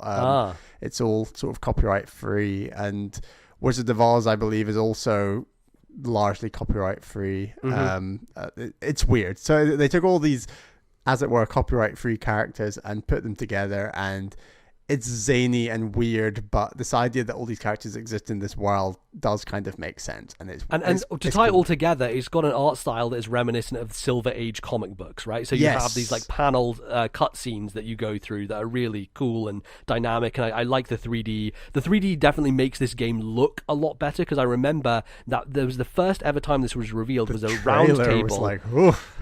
Yeah, but there was before even the trailer, there was a round table at E3 where that wasn't filmed, right? This was one of those last remnants before everything was on the internet, where like Nintendo World Report went to this round table and were live blogging the round table, so that I was like I remember sitting on the toilet at like midnight this E3 reading through Nintendo World Report's like live blog of what was being announced for this video game. Very weird. And one screenshot came out of that, and when I saw that screenshot I was like, this looks like a DS game, not even a 3DS game, a DS game. And it does look better in motion. I do think there are aspects that do look quite ugly in 2021, but there is like, it works in some part and in other parts it doesn't, and that's kind of hard to explain. I will say that the soundtrack, the music is killer. Like, it's proper like heavy rock, metal. I'm not even sure it necessarily always fits the tone of what's going on, but for large parts, the idea of like machinery and steampunk, industry, like it does suit that idea well, which is nice. And then we get onto like the levels and the level design, and for me, there were very few levels that felt genuinely satisfying to me, and like where I felt, and for me in strategy, satisfying is when you're on top of things, and not necessarily easy, but you're in control, you're on top of things, you're prepared, and I think that the vast majority of levels, the game kind of sets itself up where the first few levels, like, right, defeat these enemies and then get to the finish line. And then you think, right, the idea of this game is you defeat the enemies and get to the finish line, and the game quickly tells you, no, you don't defeat the enemies. You just get past the enemies. And like, you quickly realize that it is all about scraping through.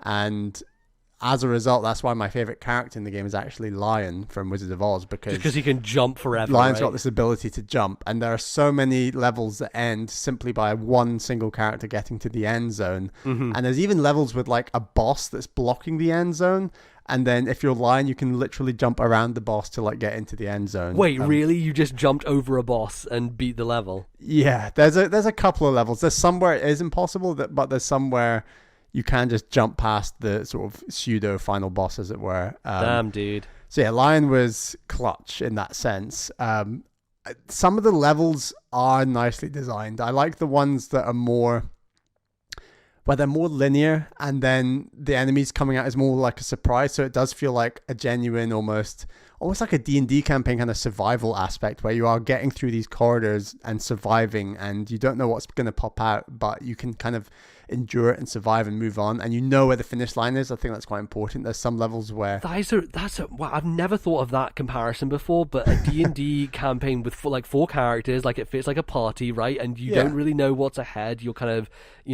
fighting enemies, and sometimes you're just trying to get away from them. That's a really astute comparison.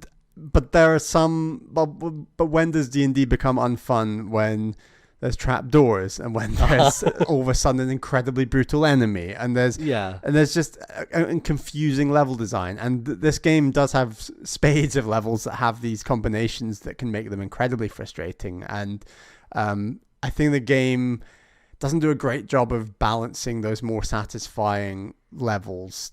And there's a lot of clunky, like, here's a trapdoor and you're going to fall through, and it's like, okay, that's fine, but was I really ever going to defeat this level first? Like, are there people who are defeating this level first time round with all these trapdoors? Like, it's very brutal in that sense. So for me, I don't think I restarted that much. Maybe once I restarted a map, but I think because you have the checkpoints, the mid-level checkpoints that you can save at, and you can kind of like lock in your progress, that was helpful for me. So when I think I know which one you're talking about. It's quite late in the game where there's like platforms over kind of an almost empty space below, but there's also there's kind of like two levels, and there's one where you can fall down to the bottom and you have to get back up.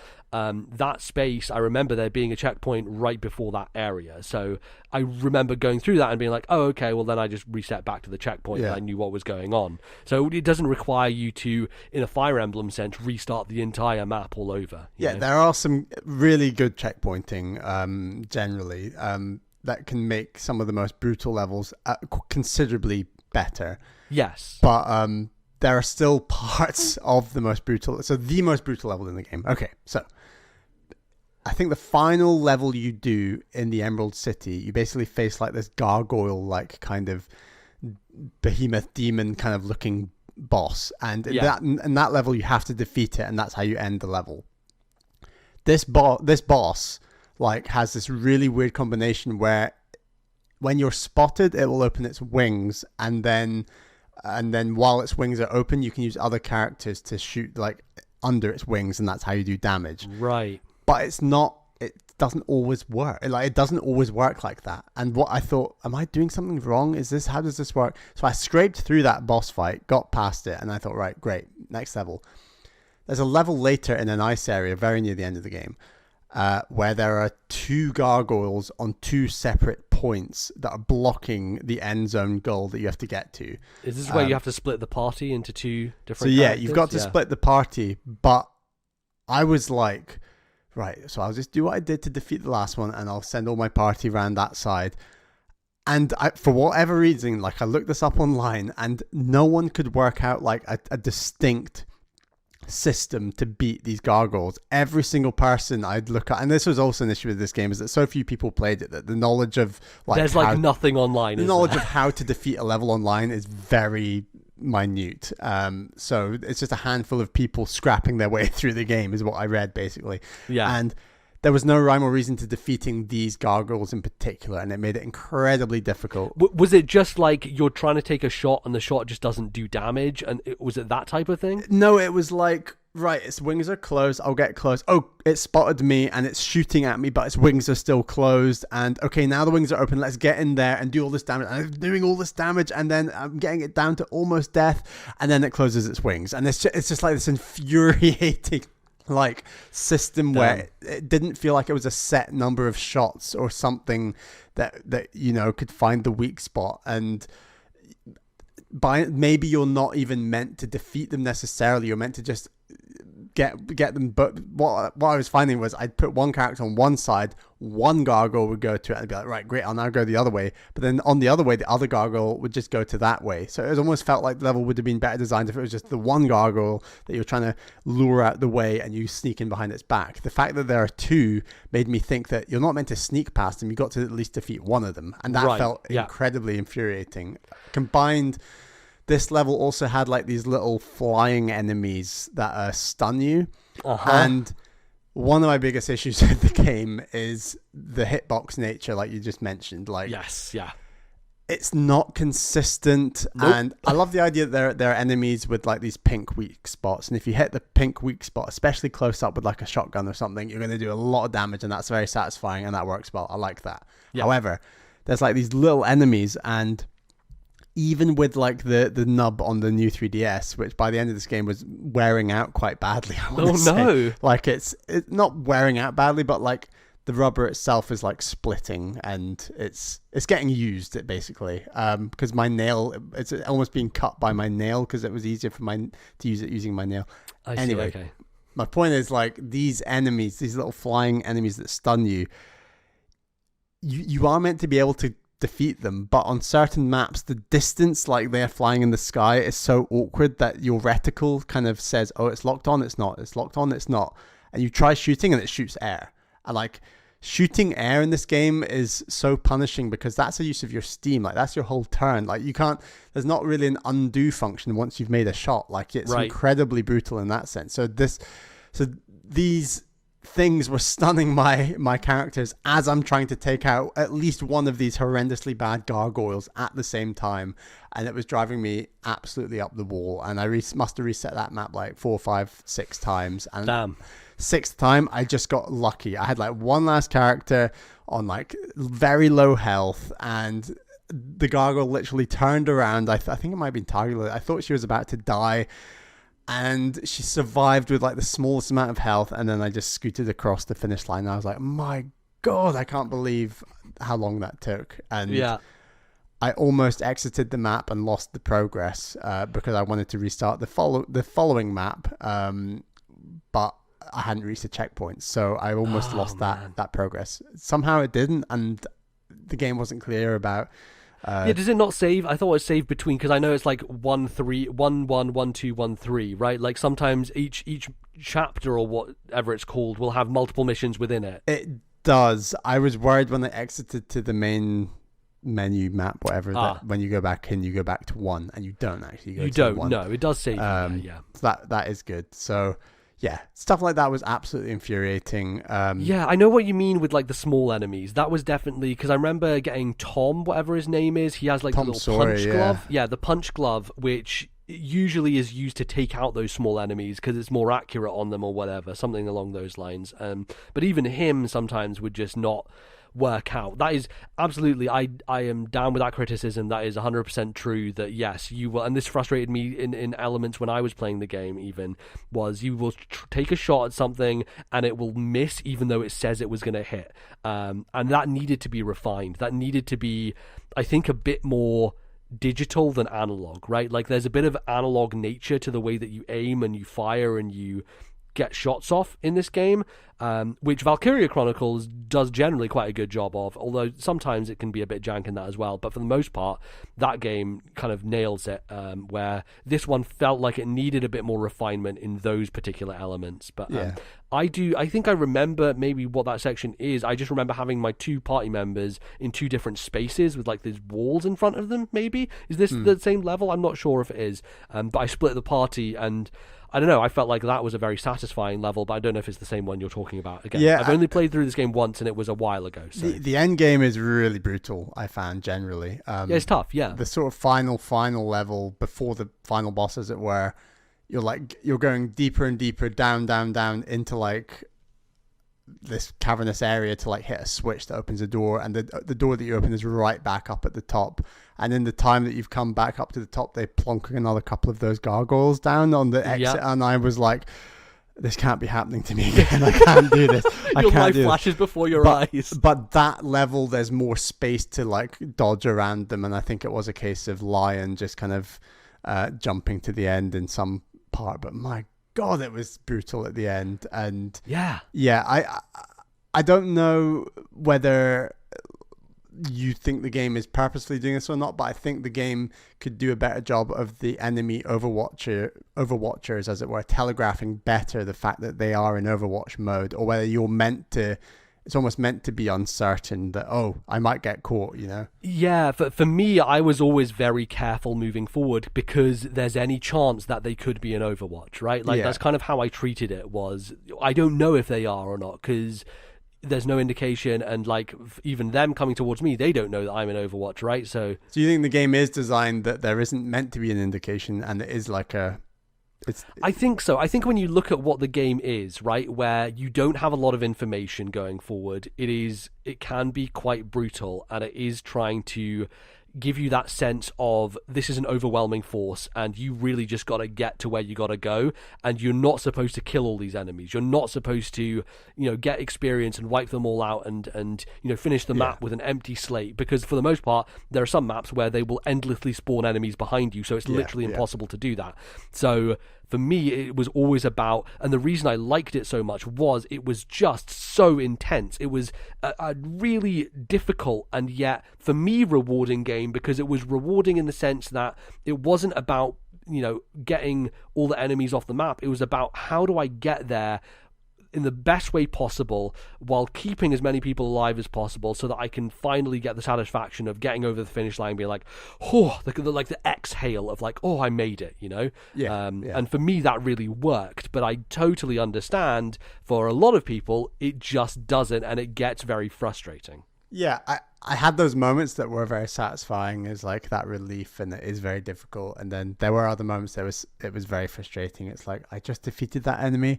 It's just respawned. It's right in front of the finish line. And I think the game does a very cruel job of like sticking enemies right near the finish line sometimes, or they respawn right near the finish line. And I generally struggled quite a lot with the enemies that like drop bombs on you. Like sometimes I'd think I was undercover, sometimes I wasn't undercover. And then once you get shot, once you get hit when you're not undercover, you will get hit out into an open area that triggers all the other guys that are off in it, and it's just like, oh my God, this is horrendous. And I struggled a bit with the Overwatch enemies.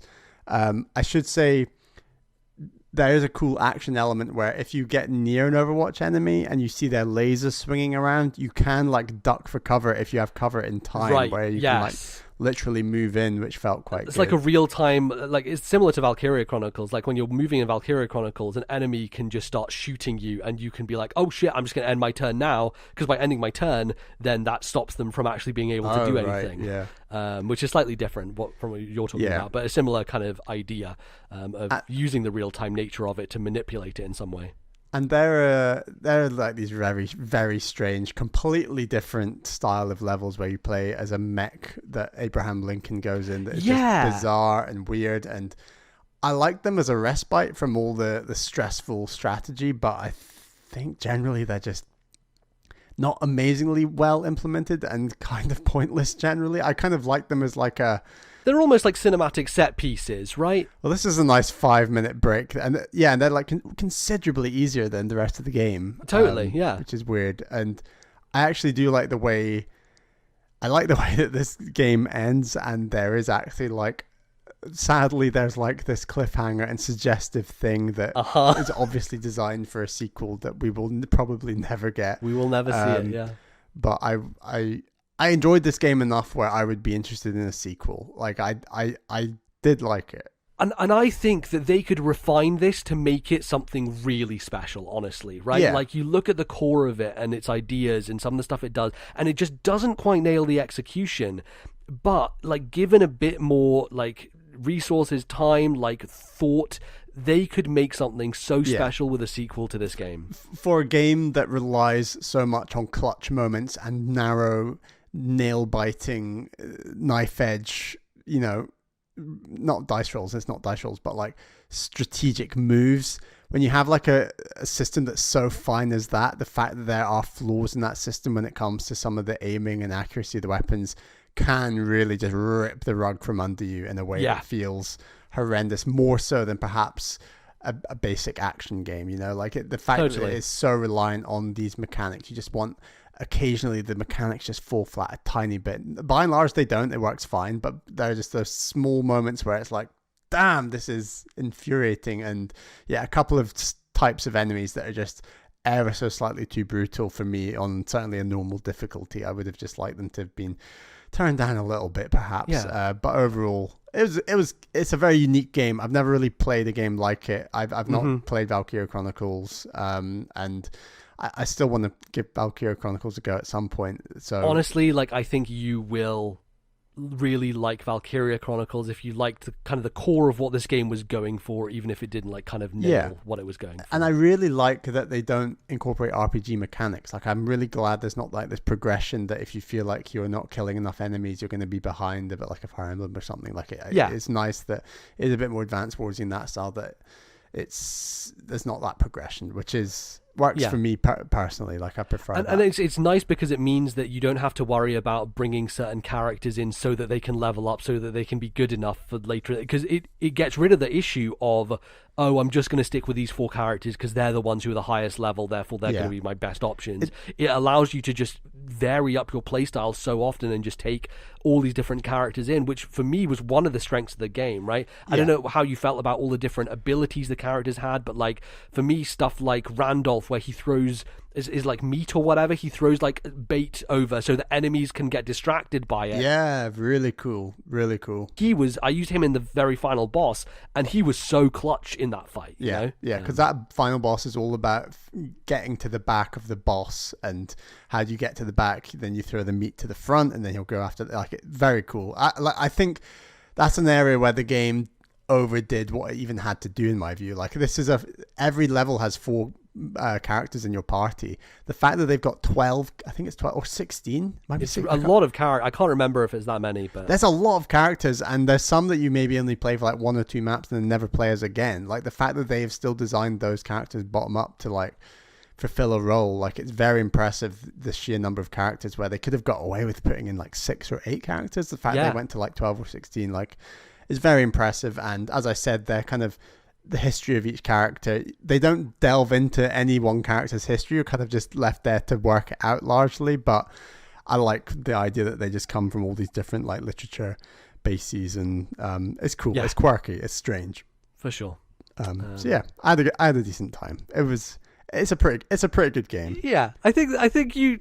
Would you say that you were more positive on this than I was on Okami overall, or are we sitting about the same level? I don't know. That's a hard comparison. Yeah. I do think that your identity with this game is fitting, in the sense that, like, there doesn't seem to be anyone else on the internet shouting at this game, so it's quite a good game to kind of tie into an identity in that sense, where it's like, this is NBA's game, no one else has this game as their literally favorite no one game, else likes this game, right? So it's kind of like contrarian, what's the word I'm looking for? I have no idea what you're trying to say right now. Quintessential?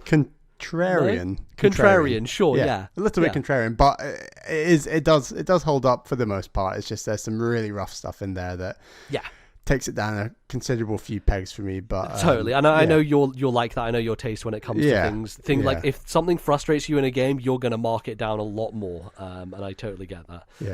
So that makes sense. Hey, if something doesn't fit your taste in the game, you mark it down a lot as well. Well, that's true. Yeah, no, both of us do, totally. Yeah, no, absolutely. That's kind of the way of this show, right? Like, that's you know, we generally don't hold very milquetoast opinions on video games here. We're usually kind of in one direction or another. And you get more and more fussy the more you play, and the more you see different games trying different things. And totally, for sure. Well, I'm very glad you've played at Bally at least, and now I can finally get my fucking copy back. Give me my copy back, you son of a bitch. I've had it for you've literally had it for half a decade. Years. I've had it longer than you've had it. You've literally owned my copy of Codename Steam for more than time than I have. Oh boy. To play Uncharted 4, and I can give you them back in a double Double pack. Oh, what a fun double pack that is. Uncharted 4 and Codename Steam. That's go to the theater for that one, I'll tell you what. Great.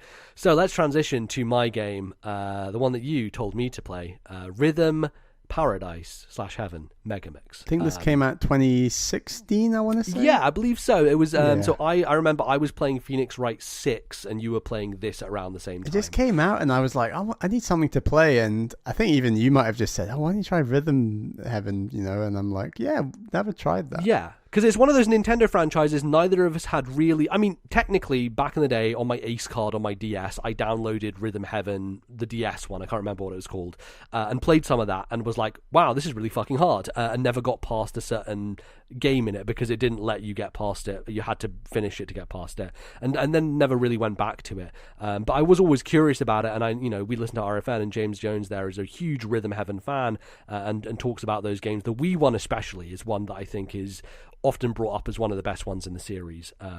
But Megamix came out, and it was basically like, hey, this is like the best of the entire series. So it's a really good jumping in point, because it has so many mini games, so many rhythm games. And that was kind of how it was for you when you played it back then. And what were your kind of memories when you played it back at the time, Bally?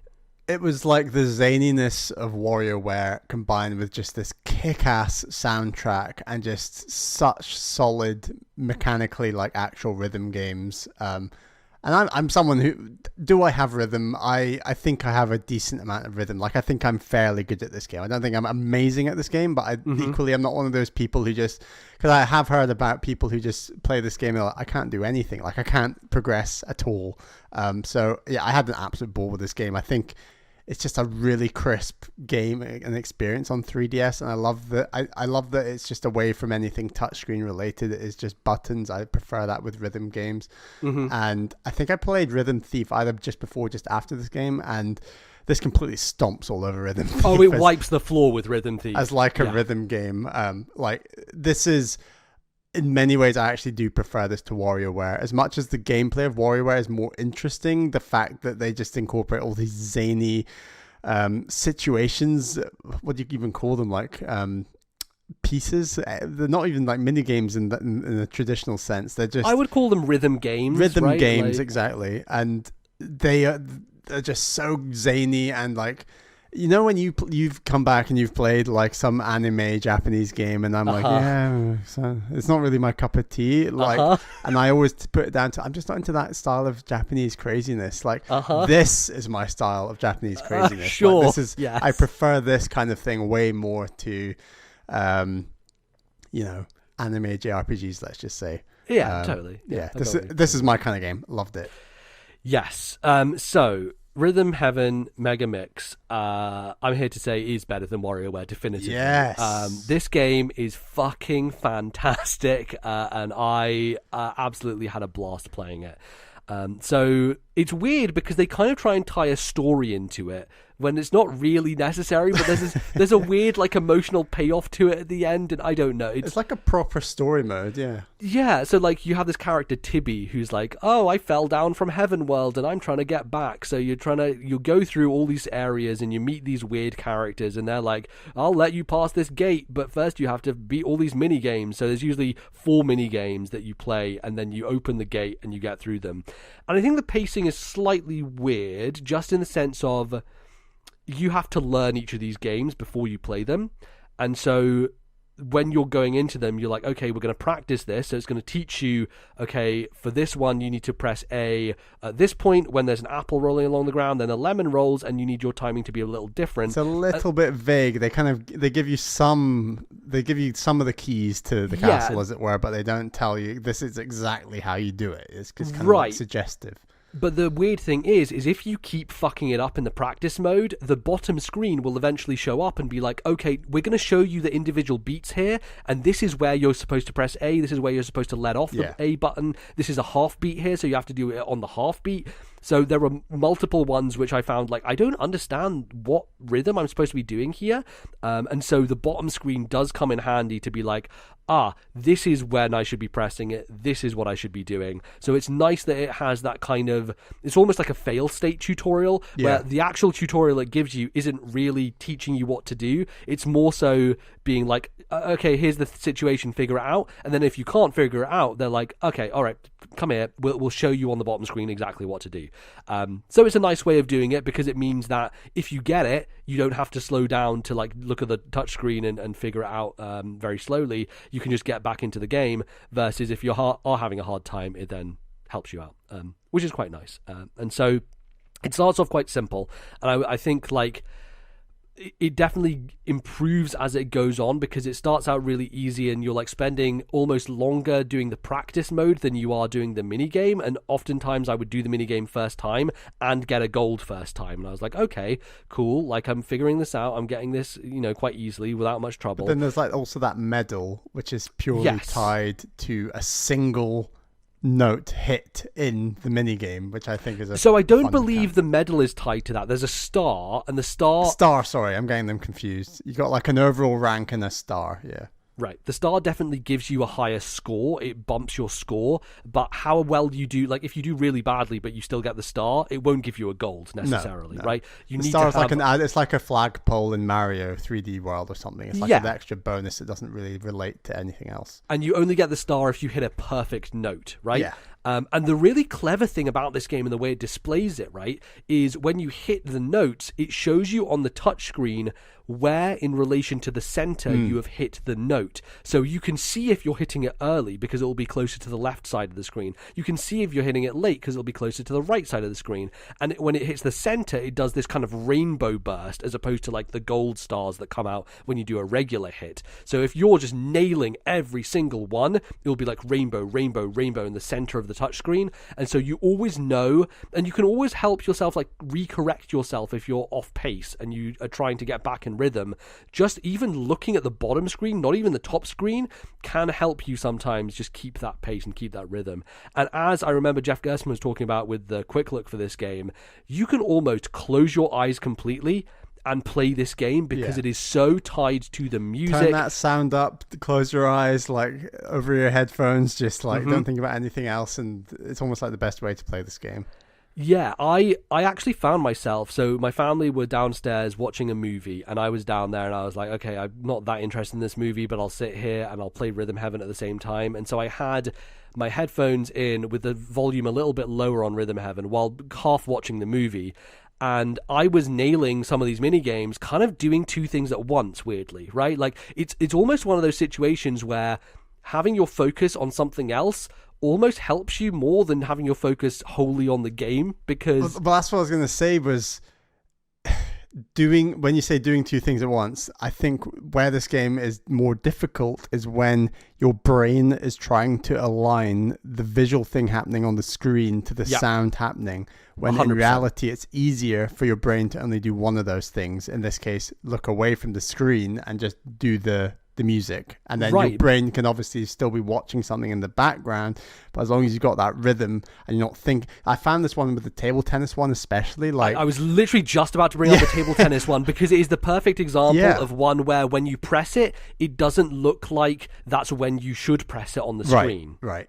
And it's exactly, I kept messing it up, and the hard version of that game, like in Heaven World or later in the game, wherever it is, like it's very difficult. It's really tricky, yes. And they do give, the thing I like about it though is there's always an audio cue slightly before you have to perform a specific move that indicates to you that you have to do that one. So for the table tennis one, there is like I can't remember exactly what it is, but it is a very quick little audio cue that tells you this next ball is going to be a fast one, so you need to do it like on a half beat, like really quickly to nail it back.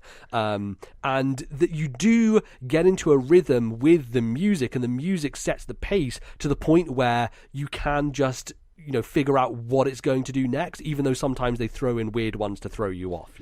I remember distinctly one of the games where it's like it's like a group of people marching. I can't remember what the people look like or whatever, but the whole point of the game is it swaps between on beat and off beat, And it is like, I think it's the hardest, if I found it the hardest minigame in the game was like... That is by far for me as well the hardest one in the game, yeah. Yeah, like, because it's swapping between offbeat and onbeat, which is, if the whole game is offbeat, easy. If it's all onbeat, fine. But the fact that it swaps between the mid-game is like, my God. It's halfway through, the point that was really, and it took me ages to even finish the tutorial for it, because I was just fucking it up so badly. Yeah. That like for that one I really did have to just close my eyes and listen Yes. because he has a point at which he flips between them, and Oh my that God. point is the trickiest part to nail because if you miss that, then you're just trying to catch up to get on the offbeat or back on the regular beat again. And yeah, that one's called Lockstep.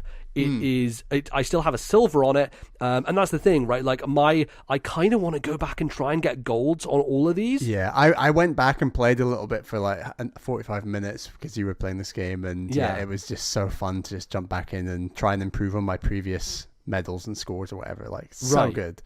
I think one of the tricky parts of it is just remembering what buttons do what per minigame, and that comes in tricky later when you start having the remix stages where Right, there's yeah. like multiple games in a row that you have to do, and those ones are definitely, you know, you have to remember, or you would have had to do the other ones recently enough to remember, oh, I need to hold B to do this particular move versus pressing A to do this particular move, because some of them are not clear about, you know, what button you actually have to press, and you just have to remember, oh, in this one that's, you know, that's what I have to do, which can be a little bit of a negative, but I think it's fine as so long as you have been kind of in the mode of doing what you've been doing the whole time, you know.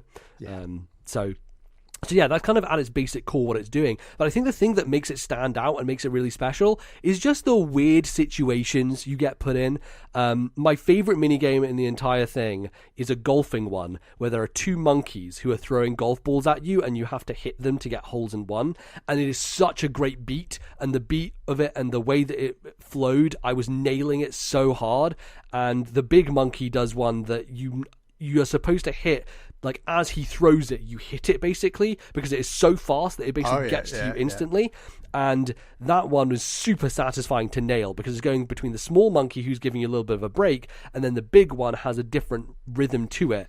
And so that one has a harder version later on, and it was like my favorite one in the entire game. And I was like, I just want to keep doing this one because I want to get 100% on it. I want to nail it. You know that mini game in Mario Party 4? I want to say it's in 4, where it is the baseball arm, and you're hitting baseballs, and it's like a what do you call it? They call it a bullpen, I think, in the States.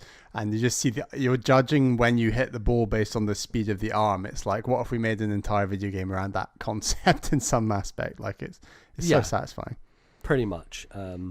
So yeah, I'm gonna talk about some of the mini games that I really like, some individual ones. There's the fan club one, which is there's this pop star girl on screen, and she's singing a song like, ha, ha, this is my song, ha, ha, yeah, that's right. And that one, and she's basically, when she says any word 3 times in a row, she's like, boom, boom, boom. And then you as the monkeys, there's an audience of monkeys, of course, because why not? And the monkeys clap along, but when she does 3, you clap 4 times. So it's like clap, clap, clap, clap. And then she goes, I suppose. And when you do I suppose, it's this weird like hold off and then click again. Like it's this really weird rhythm that took me some time to get. But by the time I was in the final end game stuff and I was at the remix stage, I was nailing it. I was like, this is easy. Like I know exactly what to do here. There's the one where you're a little like, it's kind of like a conveyor belt almost thing where you're pieces of dough and you're bopping pieces of dough across. And so you'll see these like big balls and small balls of dough happen on one side, and it'll be like beep, beep, beep, beep, beep, and then it'll come over to you, and you have to replicate by going beep, beep, beep, beep, beep. And B will be the bigger pieces of dough, A will be the small pieces of dough. That one was really fun and could get really tricky in terms of the timing, but was very satisfying to pull off. I definitely agree with you in terms of the trickier ones are definitely the ones where it is either an offbeat or it's a hold and then let off within an offbeat. Anything that goes off a regular traditional rhythm are definitely the ones that I found the most tricky. And it's interesting because you have the karate guy who's like the very first game, and then the very last game is like super karate guy who's got like a beard and this big hair and everything, and he does like these insane moves where you're like holding down the B button and he like automatically does a bunch of ninja shit, and you end it by like letting go of the B button, and getting those nailed down was tricky. I still don't have a gold in his final one, so I do want to go through and do that one. What do you think about the gates? Because this is a part of the game that I wasn't a big fan of, where there are these three guys, like almost, you know, I don't know what to refer to them as. Their outfits are really weird. They're like in yellow and green and red, but they're almost like they have, you know, like pilot goggles on their eyes, but they're dressed in almost like Sheikah type of garb, and they stand, you know, before you can get through a certain area, and you have to do this individual mini game, and you have to pay a bunch of coins to take an attempt at it. There's an easy, medium, and hard version, and it costs less to do the hard version and much more to do the easy version because it's... Can you change your decision once you make it? I can't remember. You can, yeah. So if you fail at one, you can try a different one if you want to. Yeah, it's just like...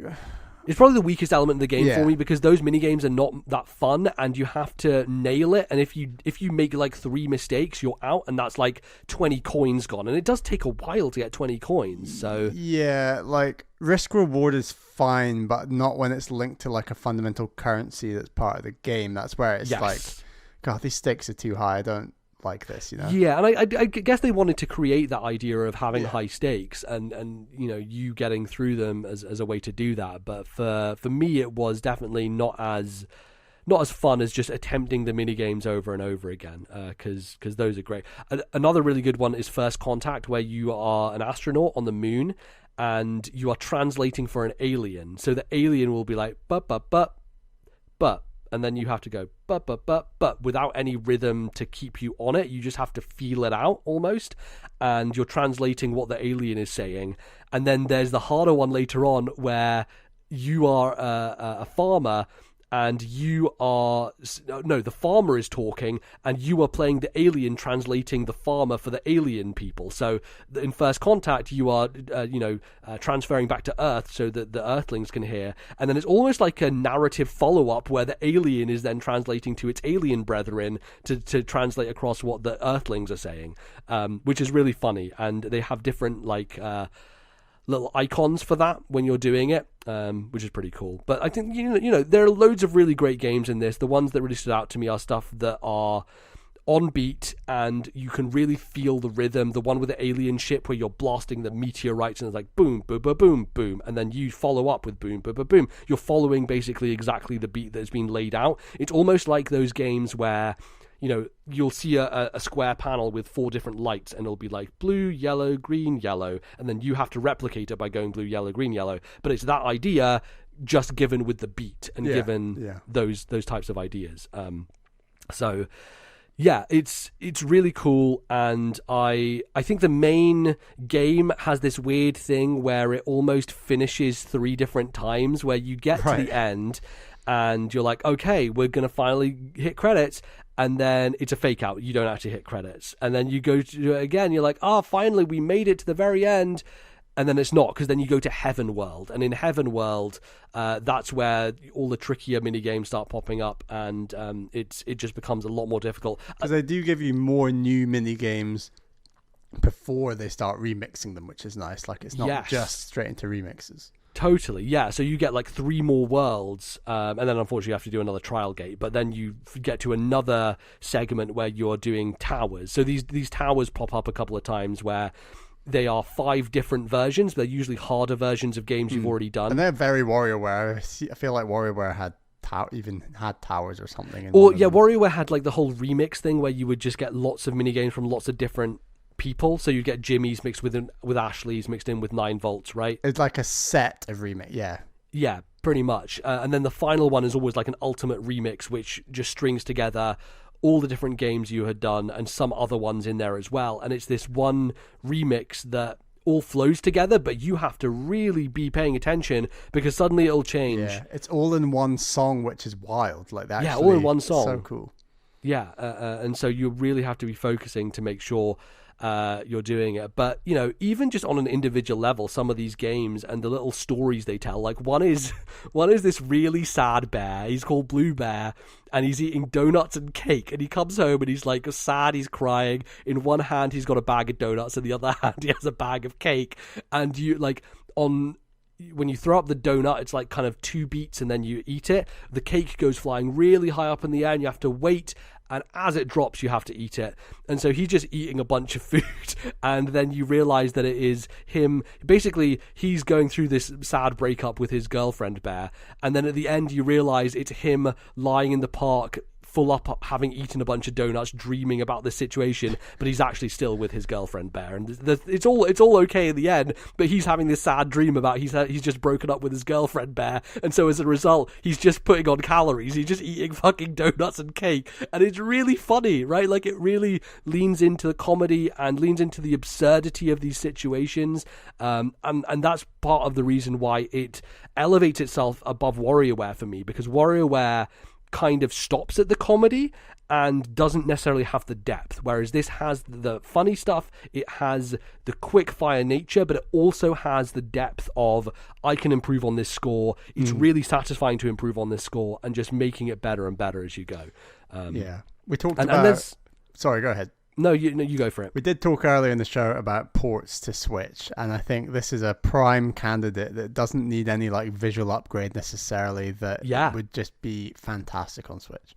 I totally agree. Yeah, it really is. I think you maybe lose something with the bottom screen beat nature of it, but I'm sure you can replicate that somehow and like teaching the player and that type of thing. But yeah, this would be a great example of a game that should totally come over, especially because it really is the best of the entire series. One of my favorite things is there's a museum, and in the museum you can go and take a look at, okay, here are all the mini games I've done, and you can also go through and see where did these mini games come from? So usually the way it's set up within a world is there will be a game from the GBA, a game from the DS, and a game from the Wii, and then the final game will be a brand new game for the 3DS. So there are new mini games in here that weren't in previous iterations, but it is built almost like Mario Kart, you know, like how they have the separate like retro tracks. It's like, here are 3 retro games from previous iterations of this series, and then we end it with a final one that is a brand new one that no one has seen before.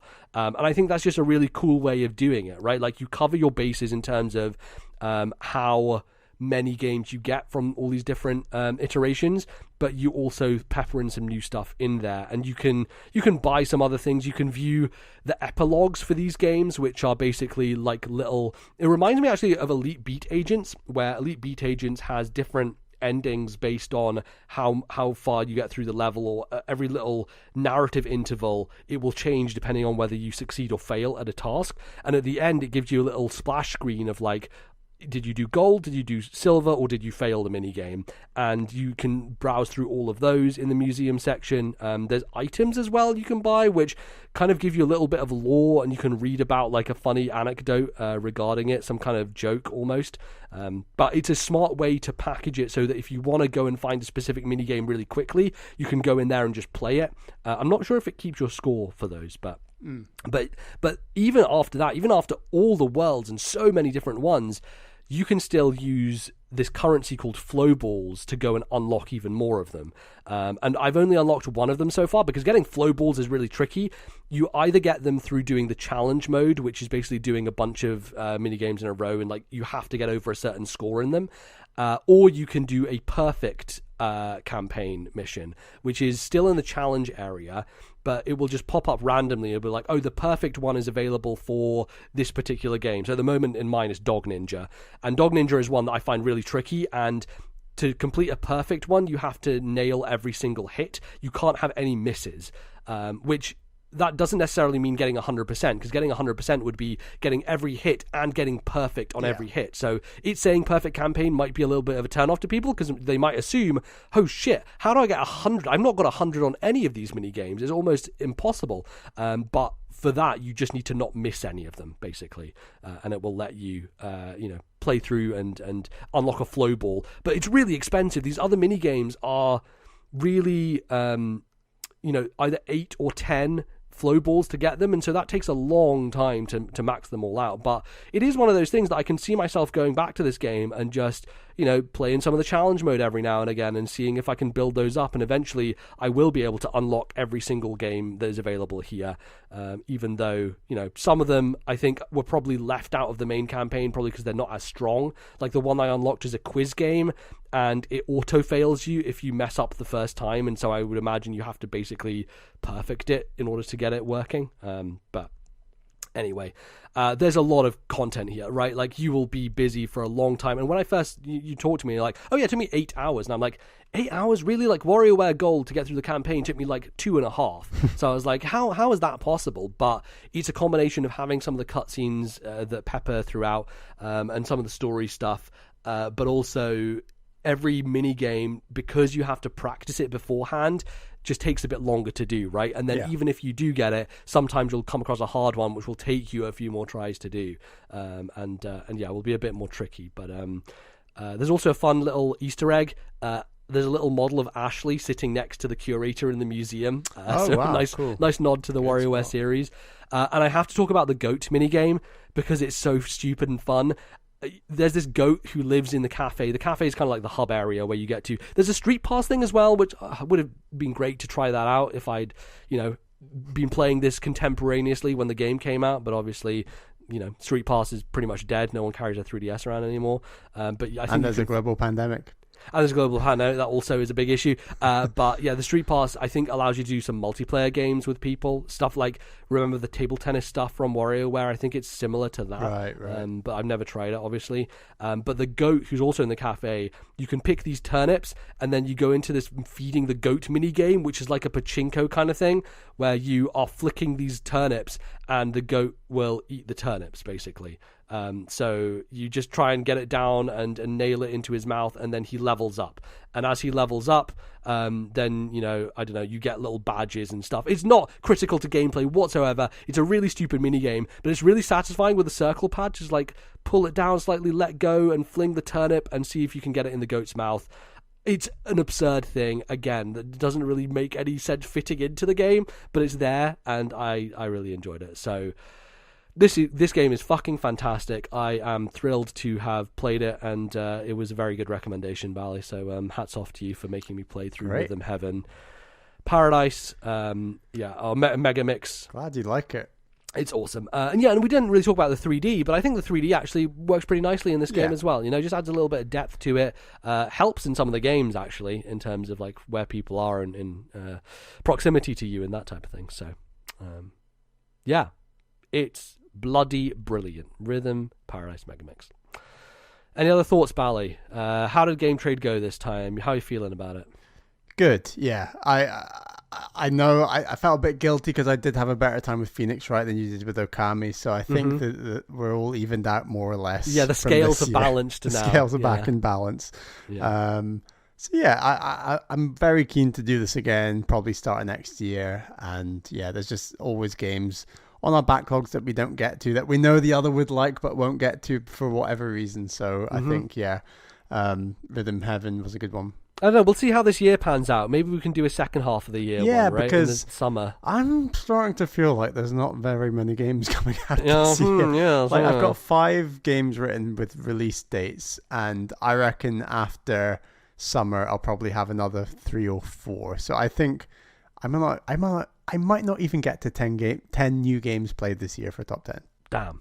I'm hoping that's not going to be the case, but I mean, you can manufacture it so it wouldn't be the case, but I think I'm not sure number 10 on my list is going to be a game I'm overly enamored with. We'll just say, who knows? Maybe we'll see. Great. Well, that is going to close us out for the show. Thank you everybody for listening. Hope you enjoyed, and some good stuff. Lots of games to talk about today for sure, which was good fun. Bally, we have some people we would like to thank for making this show possible, and some extra shows that we do possible as well. Our patrons, of course.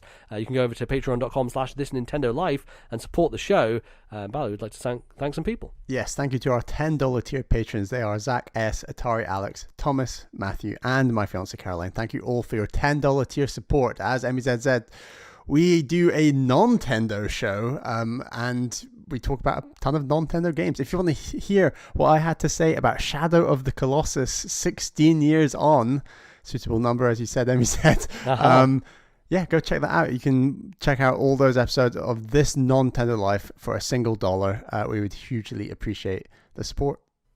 Absolutely. That would be very, very good. And yeah, thanks everybody. As always, it's really helpful and very appreciated. Obviously, we have our Backlog Club coming up, Paper Mario on the N64. I hope people are excited about us talking about that and playing it, but we obviously need your thoughts and comments on it. So you can head over to our Discord. We have the Backlog Club channel where you can post some Paper Mario thoughts in there. You can also email us your thoughts to our email address, Bally, which is... Please email thisnintendolife@gmail.com. That is thisnintendolife@gmail.com. I need to get started with some Paper Mario. Yeah, we haven't locked in a date yet for it, but I think we're both probably going to get started on that quite soon. It's a rare thing of a JRPG on the N64. Yeah, absolutely. There's not many of those.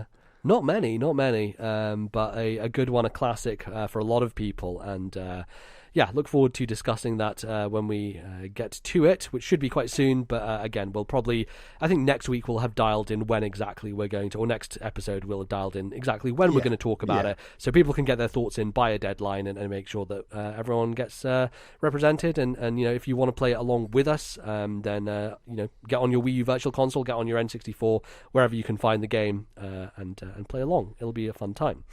Cool. You can find us on the internet. You go to @TNL Podcast on Twitter for updates and stuff about the show and what we're doing and all of the information. You can find me on Twitter @LordNBZ. Where can they find you, Bal? I'm on Twitter @Ballyman91. That's BALLYMAN 91.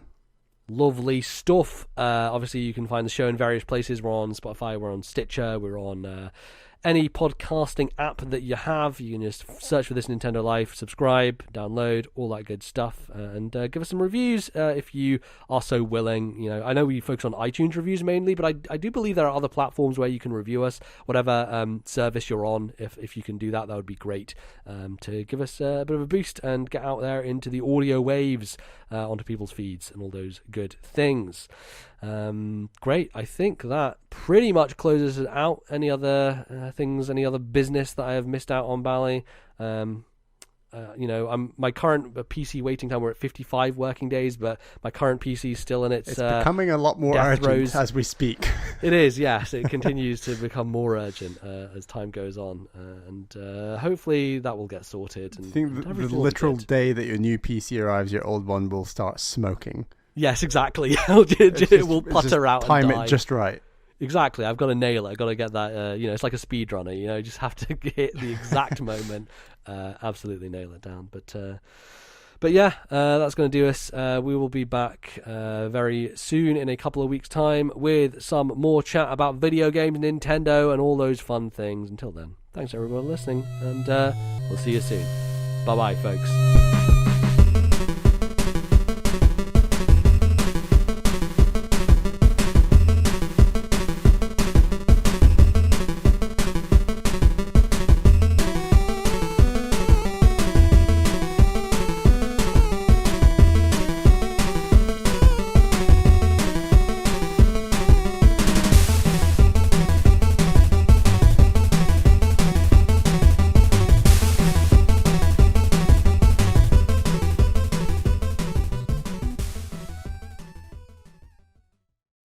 The musical interludes used on today's show were the Xenoblade Chronicles 2 medley from Super Smash Bros. Ultimate, copyright Nintendo 2021, and Thrilling Is This Love from the Fan Club minigame in Rhythm Heaven Megamix, copyright Nintendo 2015.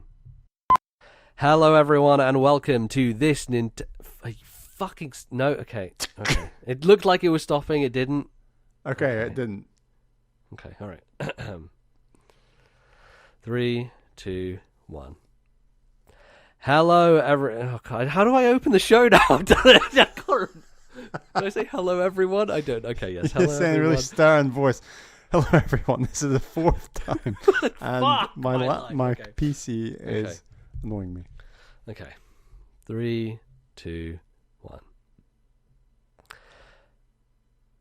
Okay, 3. God, I've just been thrown off so fucking much.